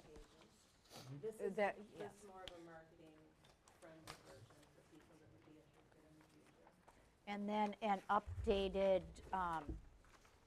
narrative was on the table tonight for you, dated 12/17. There's a narrative in your packet dated 12/3. And then there's some maps. So on 12/3, we actually went to the planning committee and presented the new plat and requested approval and recommendation that they pass it at that level to be brought to the town board. This plat was originally approved back in 2022 by the town and then by the county in 2023. The reason that we're bringing it for some, well, it's minor revisions, but it's a revision mainly to this section here. This was set aside for future multifamily up in this corner. And then it was also set aside for some potential multifamily in here. And the reason for that change is a market study was performed, and the zoning in the town of Oakland limits us to fourplexes. And with running through several developers, several construction companies, we could not get the financial feasibility of such a small, low-density product to work. So we have been requesting it to be changed to single-family. So that's what we brought to the Town Planning Commission, was changing that to all of a single-family development and no multifamily. So for those of you that don't know, it's basically just north of here on the corner of Highway 18 and A. It would be private well, and it would connect to the municipal sewer. What is left to do at the county level, we have actually a meeting with the sewer sanitation district tomorrow. There's a developer agreement that that Laura actually has for the town that is sitting with your attorneys, waiting for a couple revisions and approval. And then we have been working extensively with Brian at the county on some safety improvements on County Highway A. And we recently met with the owners of the farm on that intersection, and they have expressed an interest in working with us to create an easement that would allow for a bypass lane to improve the safety of that area. And back when we originally started this, we did actually petition the DOT to have an entrance off of 18 and A, which we were denied. So just keeping it to that Highway A, we did want to at least have the bypass lanes to create a safer, just coming and going from the community. In addition, Mr. Rowe on the planning committee had a recommendation to have a southbound turn out of the subdivision, so that for people that were going to get to 18, they're potentially being held up turning left, but those who needed to go right wouldn't be held up. So we did find a way to get that incorporated into this final plat. So what we're requesting is that the town board take a look at that and consider it for recommendation at the town level. so that we can go ahead and present this change to the county. Okay. Is there green space in here? There is green space. There's not going to be any curb and gutter, so there will be no sidewalk. So what we have done, we actually met with Jimmy and Leanna at the Lake Management District. There is some wetland area that is here. Yeah, I see And that. the wetland area, we discussed potentially donating it to the Lake Management District. And then this area here would be walking paths that would be for the community. This easement here that would be a permanent easement would allow access to that so that the subdivision HOA could take care of its maintenance and implementation. The Lake Management District does not have it in their budget to put that type of infrastructure in or maintain it, so it would become the responsibility of the HOA. But as far as whether they're interested in us gifting them that land in the future, we still have to have those discussions. It could just be a part of the ongoing plat. And the DNR might also have interest. So That's this all part is a. wetland there? Yep, Yes. there's 20-some acres there, right? Yes. Yeah, the whole parcel is 67 acres, and there's about 27 acres of wetland. So as far as, if you're asking for things like parks, et cetera, that's not a part of the plan at this time. But there are walking paths and multiple infiltration ponds that will just create a lot of lots that back up to pretty instead of backyard to backyard. The topography as well in here, it's very hilly. I don't know if you've ever walked back in there and looked in that area, but a lot of full exposure, walkout, partial exposed lots in this layout. Right, with all these family lots, I mean, where do you expect the children? I mean, there's no park area for them to go, basically. Yeah, they'd have to basically take advantage of just other services through Cambridge School District, the lake and the parks that we have here in the area. There's not very many communities that are of this size anymore that can afford to put the infrastructure in for the park, because what ends up happening is this small HOA of 100 families, it would be their ongoing responsibility to ensure and maintain that into the future. And so HOAs, they just don't have an interest on going after the developer sells to be paying for that ongoing maintenance. So that's part of why we're seeing a move away from what used to be a park that went into every community. It's No, just we, the when we insurance. met, we asked about that, and you had told me the requirement was a few acres. What did you actually say on that? For like what? the green space, there had to be so many acres. It was just a few compared to what it used to be. Oh, gosh, that's a different zoning related as opposed to the recreational space. Okay. Yeah, that doesn't apply to parks if what you're Right. asking, yeah. So in the Planning Commission, we talked about how the development would be phased. You know, there's been some developments, particularly like in Cambridge in the vineyards, where the construction was all over and then it kind of sat there for a long time. So it wasn't desirable to have it that way. But would you speak to how you plan on avoiding that and phasing the construction? Yeah, so breaking up the lots into 3 phases like we've done, we will need to put the stormwater management implementation in right away in phase 1. But by doing so, it allows us to continue to farm parcel or phase B and phase C, so that we're not just wasting that land and having it be completely void of crops and void of any purpose for the foreseeable future. Because, you know, phasing with what we see in this area, in the past, we've only seen about 6 building permits pulled per year. So we have to be really conscious about how long is it going to take us to complete each phase with people moving into the area before we move to the next. So we're trying to create a more responsible land takedown schedule, if you will, as opposed to everything just turning into vacant lots sitting. It's kind of like if you go into a restaurant and there's no one there, it doesn't have a vibe. Mhm. You know, we're trying to create the same thing here, where you come in, those first 39 lots, there's some action and activity going on. 5 or 6 might be sold. You see another 8 or so under construction, and it's exciting.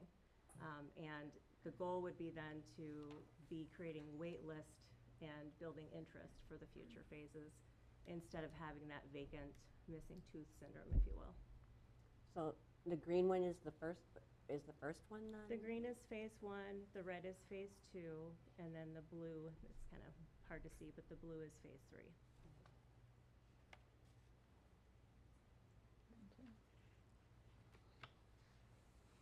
Jeff, did you have any questions or comments regarding the roads or anything else with maintenance of? Your holding, your stormwater catch, are they gonna be lined with rock, or how are you controlling the sediment? Is that something they're gonna, HOH is gonna have to clean out down the road? I wish I could speak to that. That is something our engineer will be doing in conjunction. Our engineer, his son attended the school that had a shooting, so he was not able to be here this evening.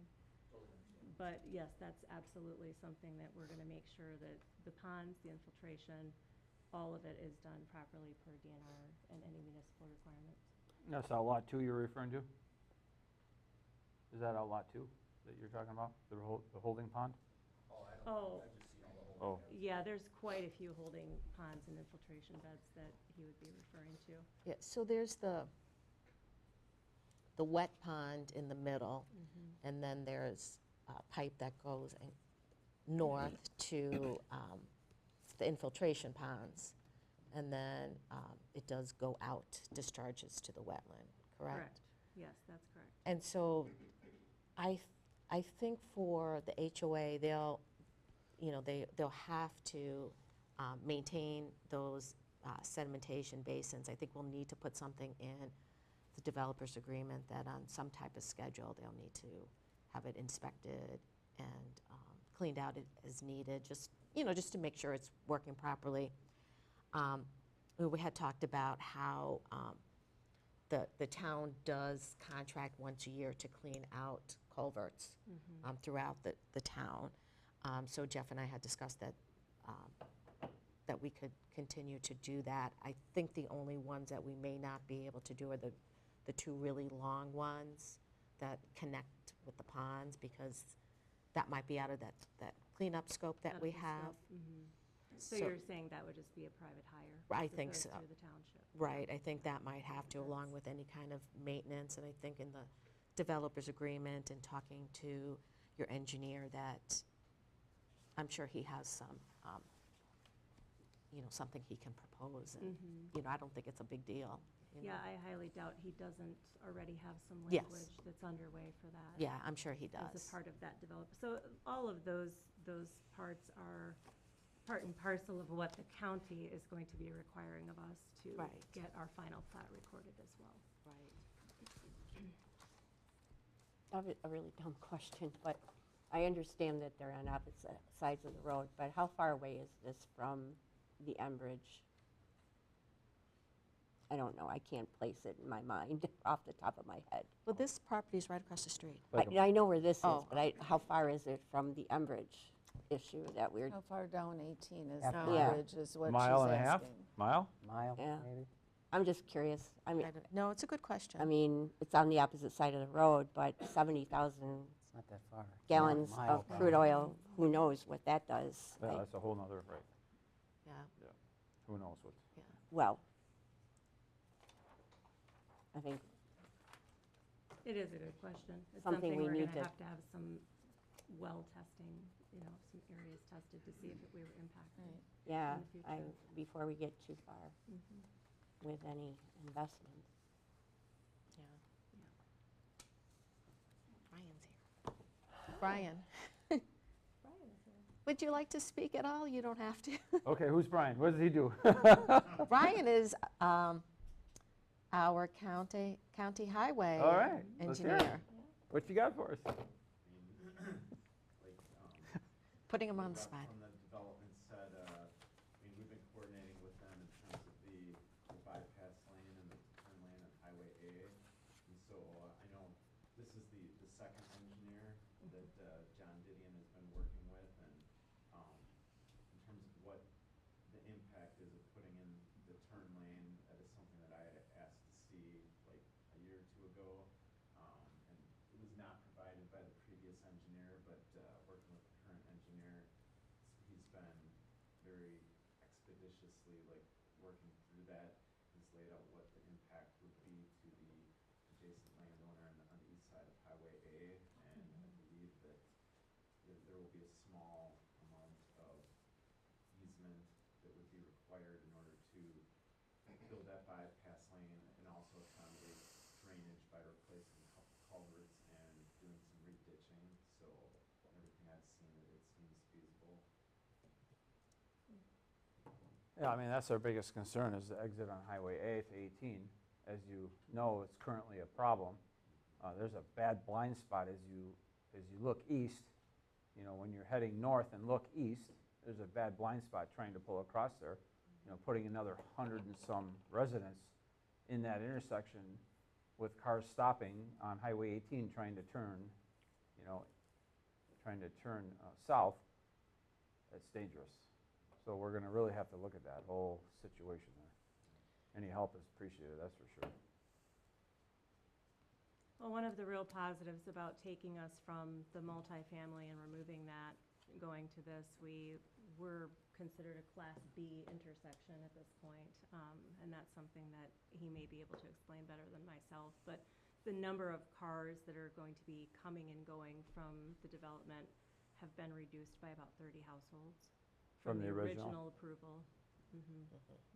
What does Class B intersection mean? DOT has different classifications of the improvements that they require at an intersection. So with the type B, it basically specifies what they have laid out here. So there will be a southbound right turn lane into the development, and then there will be anybody coming out of the development heading southbound. There will be an acceleration like taper that allows them to kind of get up to or get at least somewhat to speed on the roadway there, and then also the bypass lanes for northbound traffic. So you can see on this map, there's some area here that is blue. And this is part of the easement that we're referring to in here that will allow us to create some of these bypass lanes. So one of the positives for the farmer is that it's actually going to improve their existing ditches and culverts. So we'll be able to put in a beefier culvert that will allow that farmer to get his large equipment onto the land. He's had to use a different access point for a number of years. So the farmer that farms this land also has been farming Mr. Didion's land since 1987. So they're excited about having the improved culverts and the proper ditch and drainage work done in there as well. Jeff, what do you think? It's a big project. Unless I can, until I can see some more detailed stuff. Right. What your grades are, that's the whole next phase. Right.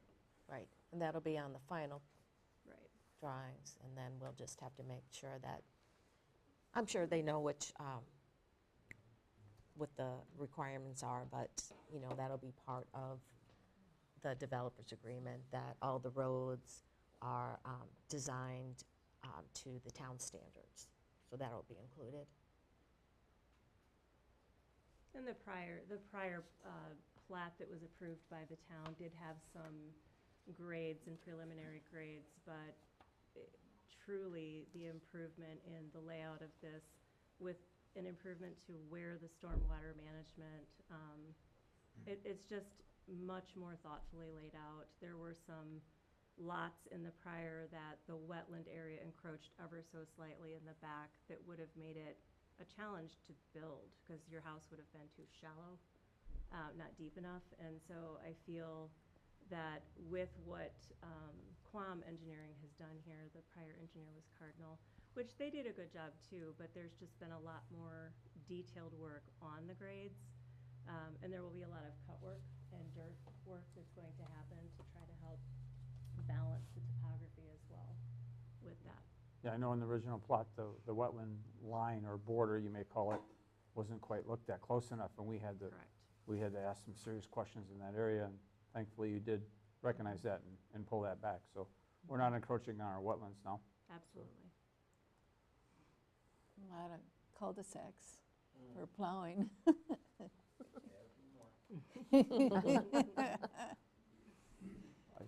I should probably abstain from the vote because of the possible gift to the Lake District, so if we're going to vote on this, I probably should not participate. So the Planning Commission did approve this unanimously to move forward. Like Ms. Schneider said, Mr. Rowe had requested, if possible, to add that right-hand turn lane, so you were able to do that.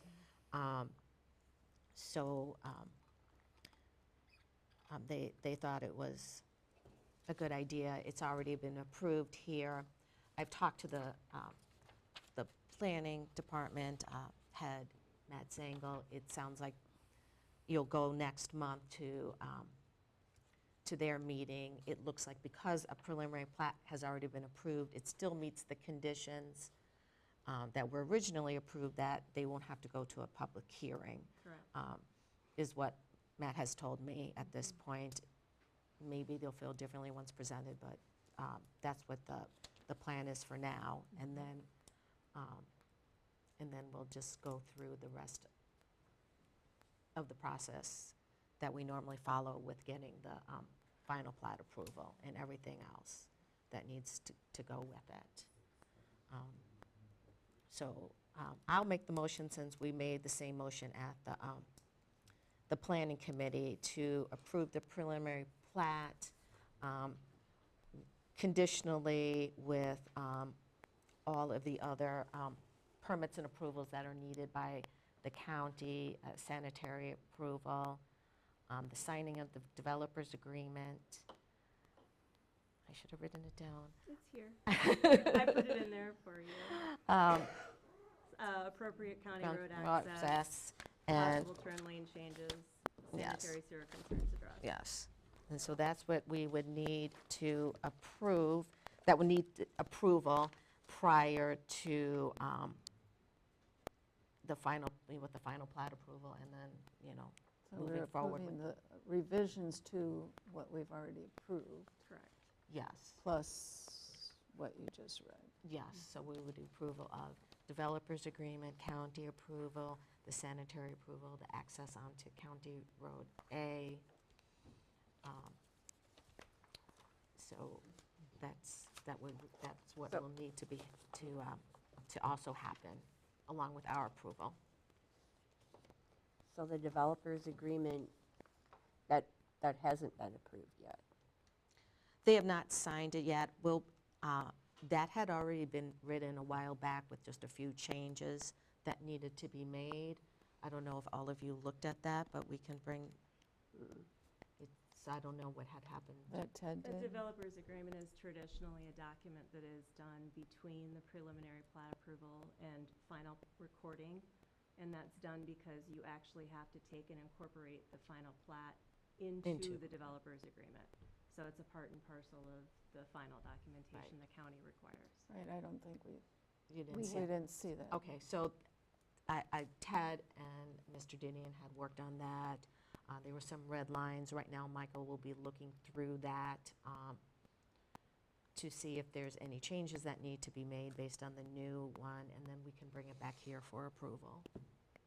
I'd definitely like to have it Yeah. far enough in advance that I could Oh, sure, of read course. through it, because I've not been involved with something like that, and I Right. really wouldn't So a lot wanna- of that is really a legal document. Right, I think There's- what Ted worked on was actually what we would be able to use for other Yes. developments as well as the Didion. Yes, yes, for the most part. About 85% you could use with all developments, It but was there's just some like very a specific, Basic. some Oh, basic. okay. Yes. So a template kind of thing. There's a template, but it still needs to be individualized. Yeah. And there's, I'm assuming, some kind of finances involved with this, how we would be affected by that? I mean, That's are a we? very large part of the developer's agreement. Yes. It talks about what responsibility Mr. Didion would have in payments to the town, even for things such as staff time, to get through the process. And part of the motion is the approval of the town's engineer. We'll be looking at that. That too will cost money, but but they will look at all of the plans to ensure that everything is correct. And then that cost will also be, invoiced to Mr. Didion as All part right, so we're not paying for any of this? No. Correct. Okay. Yeah, it's actually, in some ways it would be, well, not some ways, in a lot of ways it would be bringing money into the township. Even with things such as the sanitation sewer district, there's a certain dollar amount, I've heard floated around about $5,000 per hookup to connect to that. So it'd be bringing in additional revenue to the town for that, obviously to the tax base and to the schools as well in the future. But yes, the responsibility of the developer is to ensure that he's taking on the expenses and it does not end up becoming the load and bear of the town. So the agreement for professional services, that's something we're going to talk about as part of this, right? Yes. Okay, I'll wait till you do that then. Yeah, we can talk about that next. And, yeah, so I made Made the motion. You Make need the a motion? second. We So I need a second. Do you I'll want to? second it. Okay. Any additional comments or questions? Okay, hearing none. All in favor of approving the preliminary plat with the conditions, say aye. Aye. And 4 I voted abstain. yes and 1 abstain. Oh. Okay, Thank you. thank Thank you. you. We will, Ms. Schneider, we will send the appropriate information to the county. Okay, thank you. Okay, so we'll move on to discussion and possible action on town engineering services. So this came out because of this subdivision. There may be other subdivisions coming up in the future, so we could be using an engineer for multiple subdivisions and anything else we may need engineering services for. So our attorney has worked with a lot of municipalities and has worked, because of that, has worked with quite a few engineers to review subdivisions. And he gave me, well, he actually sent out 2 requests for information from Short Elliott Hendrickson and Strand Associates. So those were 2 that he worked with quite a bit and had recommended for us. So he sent them out individually with the same information, just stating that he would like rates to have. We don't have an exact proposal. We don't know what it entails. So it's not a lump sum or a cost for a project. At this time, it is just rates to complete work for review of subdivisions. And so we received the smaller one from Short Elliott Hendrickson. They sent this over to us, and with some of their information, as well as their billable rates, their hourly rates that they would charge. And that's all that I got from them. From Strand Associates, after receiving the email, they did reach out to ask to meet with me just to get a better idea of the area, what we need. And so we did have a meeting about that. And then he sent us this very large document, I guess, which was very impressive, I think. And so that has, I don't know if anyone had a chance to look through that. So he did seem very knowledgeable as far as he had investigated.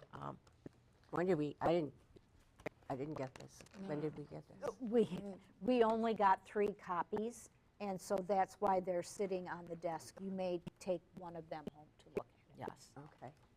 So, yes, she had them here for when you picked up the packets that you could look at them. But, Yeah, I didn't know what that but was. again, we only have three, Three. so you'll have to share. And we can come back if needed, if you wanted to look through it.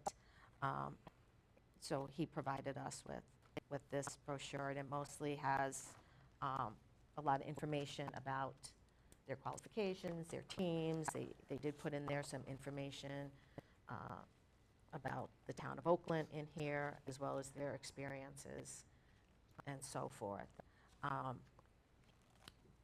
If you compare the rates, they're pretty comparable, I would say. There's some ranges on the SEH proposals with just general, staff headings. And then in the Strand, there are a few people that they said would work on the project, and they gave actual hourly billing rates instead of a range. So for most companies, there's a range for, let's say, senior professional engineer, So is this something we need to vote on tonight? We don't have to. If you'd like to take this home and look at it, you can, and look at it some more. When Yeah. is the need for this? Down the road quite a bit, or? Well, we'll be looking at the Didion project in the near future, so I think we can wait until January if you wanted to. So are these expenses that we can pass on to the developer? Yes, yes. And how do we, So they would invoice, or, I don't know who they would send the invoice directly to. I don't know if it would be to us directly, and we would pass it on. I'm not quite sure of the pathway there. But we would ask them to review. They would give us an estimate how much time that would take, and then they would invoice us, and that would be passed on to Mr. Didion as part of the project. and when does he pay us for this? On ongoing basis, or why doesn't he pay the engineers directly? I'm sorry if I am Because it ignorant. would be, because the engineer would be working for us. They're not working for Mr. Didion. So they have their own engineer, and our engineer would just be confirming that everything was designed properly. So that's why they would, Okay. they would be working for us. All right, he's ours, okay. So are there cases where the developer fails to reimburse for these types of expenses? Or the development falls through after we've spent the money?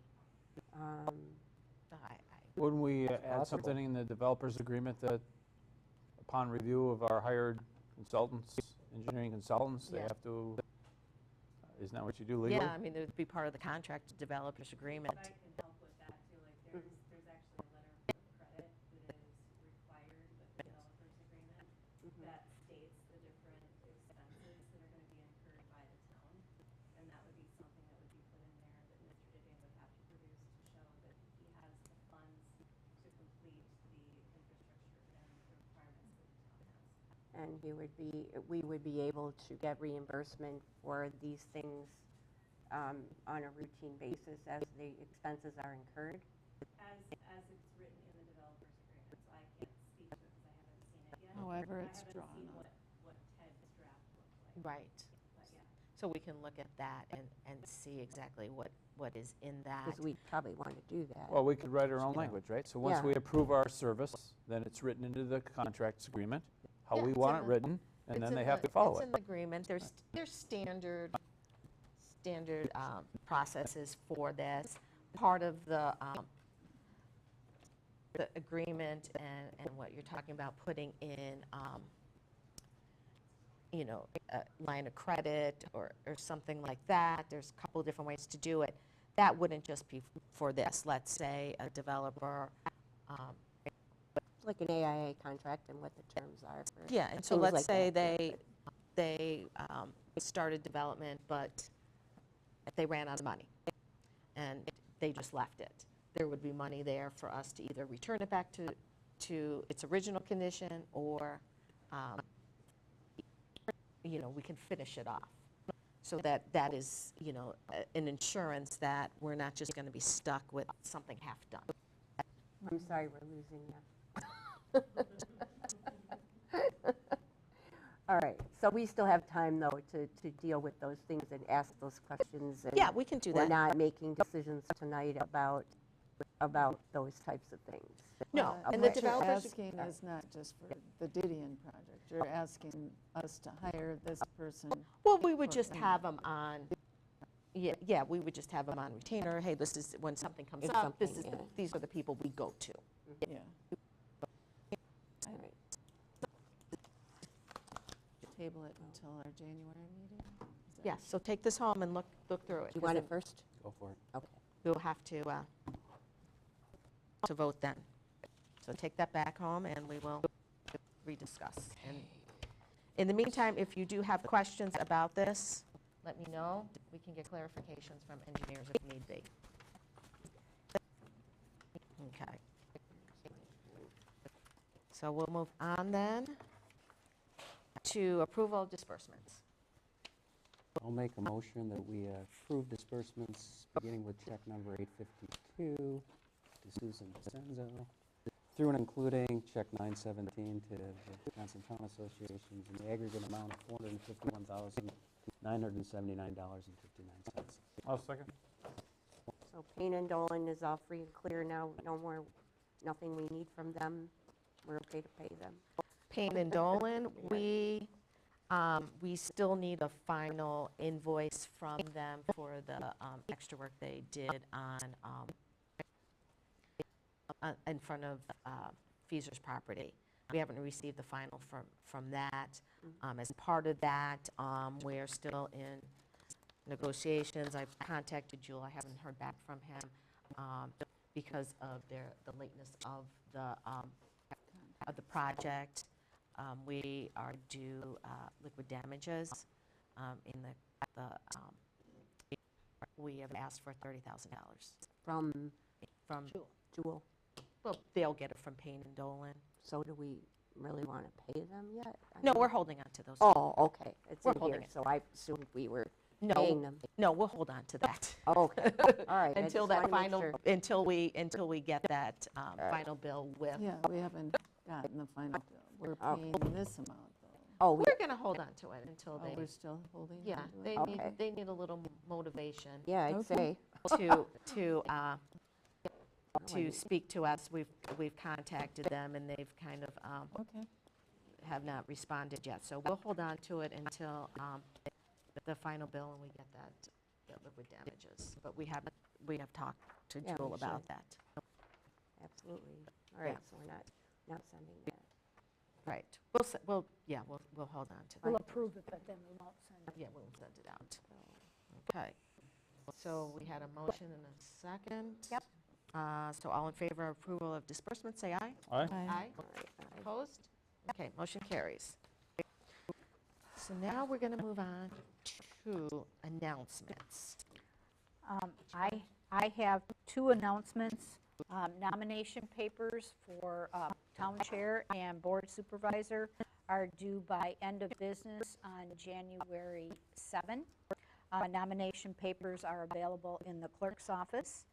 And then for board supervisors, there is a copy of the audit that was approved in June. It is for your information only. There is a copy in the clerk's office as well. Okay. All right, so I'm sure some of, is Mr. Tootin staying? yes. Okay. I didn't know if he was, Mr. Tootin? Oh, I guess not. Oh, why is he leaving? Okay. Okay, that is fine. So I do have an update on Edbridge. I have talked to them 3 times now, and we will be speaking to them again, and we will be we will be keeping on top of this, but I just kind of want to give a summary of what has happened and where we stand for now. And just go over a few of the details that I'm aware of.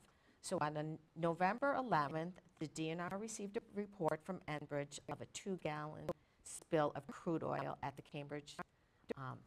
Enbridge-Cambridge pump station, which is just east of here on Highway 18, and it's west of the Jefferson Speedway. And the following day, Enbridge confirmed the point of release, where the leak was coming from, and they made the final repairs. The DNR had been on site. They confirmed that it was repaired, and the line was brought back up and running.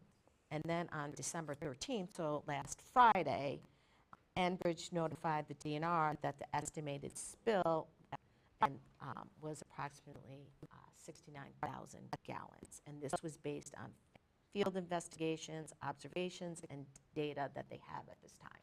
So that number may change as the investigation moves forward.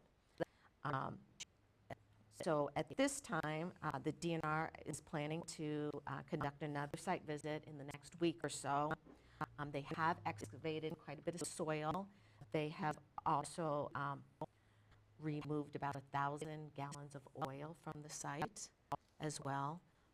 Oily water, so usually once you remove the oil, separate the oil and the water, that water still might have residue, and that was removed off-site and properly disposed of. So based on the preliminary testing, it appears that the contamination is contained on site. So Enbridge has collected soil and groundwater samples throughout its property, as well as along the perimeter, to see the extent of the contamination. In addition, surface water samples in the adjacent stream just east, correct, Jimmy? This is east of the pump station, was collected by Enbridge, as well as the Lake District. And then, in addition, 2 private drinking water wells at adjacent neighbors were also collected. So Enbridge did also collect a water sample from their potable water supply. And the potable water supply and their surface water samples have come back clean. So at this point, the lake does not, or the stream does not seem to be impacted. The Lake District will get their test results back on Thursday, and then we'll know more about that at that time. Enbridge also will be receiving their analytical test results for their soil groundwater samples, as well as the private well samples this week. And they will be giving that to the DNR right away for them to see. So more will be known at that time. But for now, it appears, based on the existing data that has been reported, that the contamination is confined to the site. So based on the information that we have right now, the DNR is not recommending that people test their water based on what they have, information they have at this time. But that said, if anyone in the immediate area of the site notices discoloration or odor in their water, they should contact the DNR and have their water tested. And like I said, we'll know more once those neighbors' water results get known to the DNR. Okay, so as we move forward and they do more testing, they see what's happening, the DNR will be contacting us. If anything changes with the water supply, they will let us know.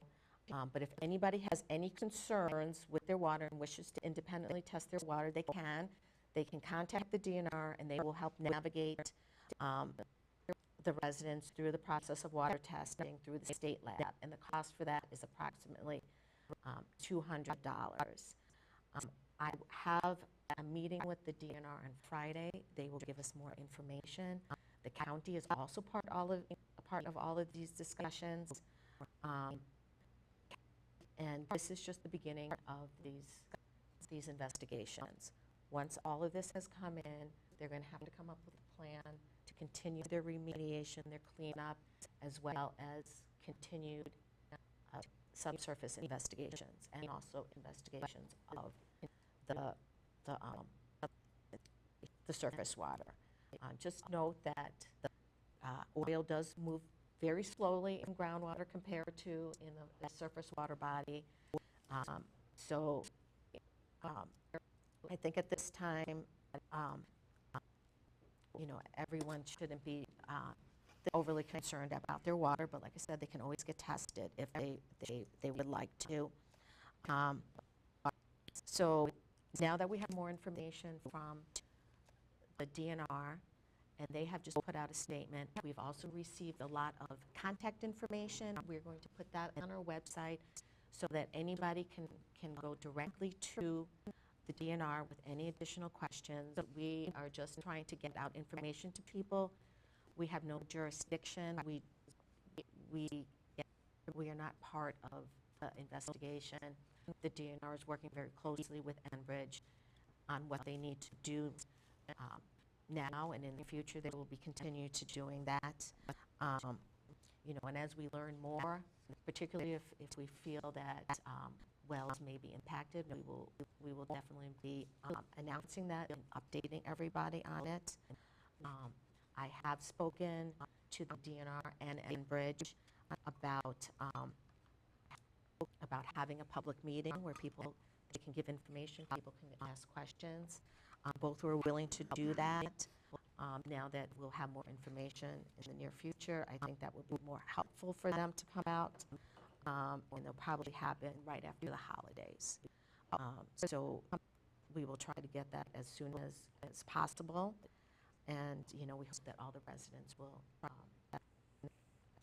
attend or at least listen to it. We'll try to video that and have that available on YouTube as well. Enbridge has also given me an email address that they are monitoring, and people are contacting them and they are responding. And based on my conversations with the DNR, Enbridge has been very upfront and willing to work with them. And this spill was immediately reported. So I know that the last spill was delayed in reporting, but this one was not. So this isn't a spill in addition to the one that happened in November? No, Mr. Trudon was talking about one that happened in Fort Atkinson. Right, but I thought we were notified. We were notified of the two, that the spill was a leaky pipe. But it was very small. That was very small. But as the DNR was there as they excavated, and it still seemed pretty small. But then as they were doing more and more testing and excavating, they realized that this was not a small spill. So it was the same spill that happened. It was a leak, but the leak has been repaired. It was repaired on the 12th. So the oil that has spilled, it's not continuing to spill. It was leaking since November. It was leaking in the middle of November.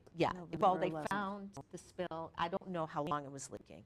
They discovered the spill on the 11th of November.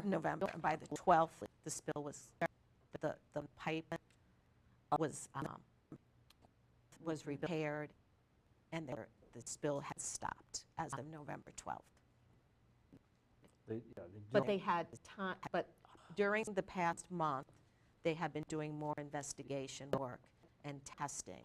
And then on the December 13th, so last Friday, they submitted a report to show the true extent of that spill. So they didn't realize that spill was that big back on November 11th. That's what I've been told. That's what they reported. That's what was reported. That's what was reported. They don't know how long the spill had been leaking. Yeah. They reported that to us. When I first found out about it, it was 3.5 barrels. So we went down and we took the Lake District, myself and Lana met the Enbridge reps down at the creek, the Inlet Creek by Highway 18. We took our samples, Enbridge took their samples, we sent our samples to an independent lab that we use. They sent their samples to their lab, and we will be able to compare samples probably later in the week. Yeah. So as information has been filtering through the Lake District, we've been working with the DNR, as Laura said. We will continue to move forward with whatever needs to be done as far as the Lake District goes. But these things slowly get worse over time. We all know that. It starts out of being a little spills to turning into be 70-some thousand gallons to whatever. But they still have told us that it has been contained on site. So they're saying it hasn't left their property. They have drilled additional wells to do continual testing on their site, and like Laura mentioned, they've also been testing with local neighbors in their wells. So that's all we know at this time. We will continue to monitor it. That's all we can do. I don't know what other answers There's there not are. answers. They have taken geoprobes, which are just small. They drill down just a small area, and then they can take water and soil samples. That's how they did a lot of those. That's how they came up with the extent of the contamination as well as the amount of the contamination. So some of those test results are still coming in. And one of the questions that we're asking currently, and we're pushing very hard, is there's an alarm system on the process or on the pipeline, and that failed, which didn't allow them to detect the leak until they did their routine inspections, which we don't know how often those are done yet either. So there's a couple questions in that area that we're trying to find out, and why that wasn't detected, like the next day or 2 days later or whatever. I was told today that they do a weekly inspection, and a couple days before they noticed like the oil popping up by where the leak was occurring, they didn't see anything. So we know that it's an ongoing investigation as far as why an alarm wasn't going off. That'll be that will be investigated. But I think right now the focus will be on what is actually happening here. It takes a long time to it just doesn't happen overnight. There's a lot that needs to be done. Once they get this data back, then they'll have to go into a plan. How do you continue the subsurface investigation? How do you remediate? So this is the first real step. Once these,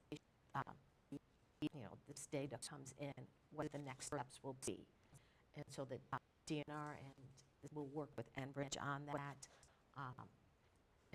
So in January, you're guessing that we will have a public meeting and they will be prepared to explain all of that to everybody. We hope. Yes, as of today. Well, they better be. Well, I mean, otherwise, why would we have it?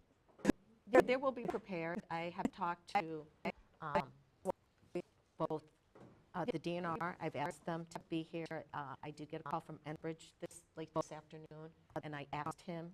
Actually, he volunteered. He actually volunteered to come. He said he would like to come to a meeting. And I said, well, I have spoken with the DNR and asked them to do it, and they were actually going to reach out to Enbridge to see if they would come. Because I asked them, do you feel that Enbridge would be able to come as well?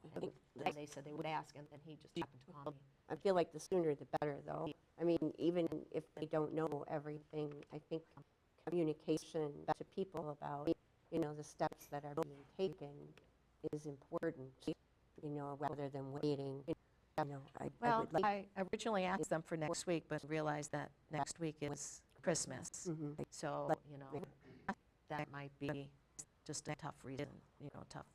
People are traveling as well. So right. Probably the beginning of January would be the first week. I asked for as soon as possible after the holidays. Well, I think the biggest question is, yeah, the holiday falls in here, but as soon as they have information, they can share this in addition to what we just shared tonight. Yes. I don't care if that's tomorrow or Right. Christmas Day, this is an important thing, right? Yeah, So, Oh, no, I we totally will, we will I be just up. don't think they have any more information to share yet, and, if we can push it out a few more weeks, they can probably answer these questions that we have. But yes, if they have any more information, I want to know today, and they should have been here tonight. Right. Let's make that clear. I did ask them to, Yeah. I did ask them Yeah, to I know come you did. tonight. I did. But we are meeting Friday morning because they believe by that time, a lot of the information will have been received. This Friday morning? This Friday morning. So I am meeting with them this Friday I'd morning. like to come to that if you don't mind. There's about 15 people there already. I don't care. I mean, we got a big enough room. I'd like to be able to We're be not, there. this is just a call. It's just a call. Okay. So we meet with the county, the Lake District, and multiple people at the DNR. So then we will, as soon as we hear anything, if there's something that needs to be updated, we will most certainly do that. In the meantime, now that we have the announcement from the DNR, we will put that on our website along with all of the numbers. And if you can contact them, they're happy to answer anybody's questions. They are the regulators on this. They're the ones who are requiring everything and know the most information. We're passing on what we can, but they are the real experts on this, and people should contact them directly. So where are you meeting with them? On Friday morning? Just on the phone. All right, like here? Oh, you're having 15 people on the phone? Well, there's a bunch of DNR people. There's the lake manager. Zoom call, And the county emergency management director. Well, I just send a link. I wouldn't mind sitting in on it. I don't know if you guys do, but. No, I'm just saying Yeah. if Sheila's interested, I don't see why she wouldn't be I'll able ask them to listen. send something to her. Can I also get from you the email for Enbridge? Yes, Okay, we're going so I to. can, people have been asking about. I just got that tonight. Yeah, that's all I right. just got that tonight. Whenever you guys So get a we chance. will put that, I have that here, you can take it, but we will put that on the website as well. And as long, and the phone numbers for the DNR contacts. Okay, so that's all I know for now. I will keep you posted. Jim, will Lake Management District be posting their results anywhere? I mean, I imagine, that'd be the idea. Or do your results, do they go to the DNR and then does it become someone else's? Yeah, I don't, it's a good question. I'll meet with Lana tomorrow and kind of see what we're thinking there. We just know that, what we're thinking. Yeah. There's no reason not to share it with anyone, so. She'll share it with the DNR. She had I already imagine. said she would share that. They do have a website, we have a so website. where files will be We put it updated on the website, the DNR. and uploaded that people It's can just go data and that look we- at, and that will be in their do with it. announcement, and then that will be up on the website, so if people choose to go onto the website, they can do so. So the Oakland website will have links to what the DNR is posting? That will have, yeah. Hopefully they'll be current, they'll be. The website of the BRTS for the DNR, that's their system. They will update that when they get new information. You know, there's information there, you know, some preliminary information, but they will update it as they come in. So maybe next week there'll be more information on there, but if they don't get anything for a while, then there won't be anything on there. But We'll have stuff on our website as far as Yeah. contacts go. Yeah. So if you want to, Yeah, you you have a could always question call about this, you can contact. I'm more curious what the management district's results Yeah. are versus Enbridge's. Oh, of course, that's why we did it. Yeah, that's Yeah. why we did it. yeah, so they, One here. Yep. That's why we Thanks, did you it. guys, We- for jumping on Yeah. that. Yeah, all right. okay, There's no correspondence at this meeting. okay. Okay, so our next monthly meeting is scheduled for January 21st, 2025, As soon as we have a date for the DNR and Sandbridge to come, we will put that on our website. So look for that.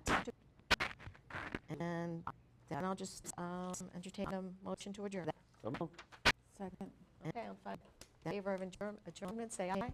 Motion aye. Okay, we're adjourned. Thank you, everybody. Yes.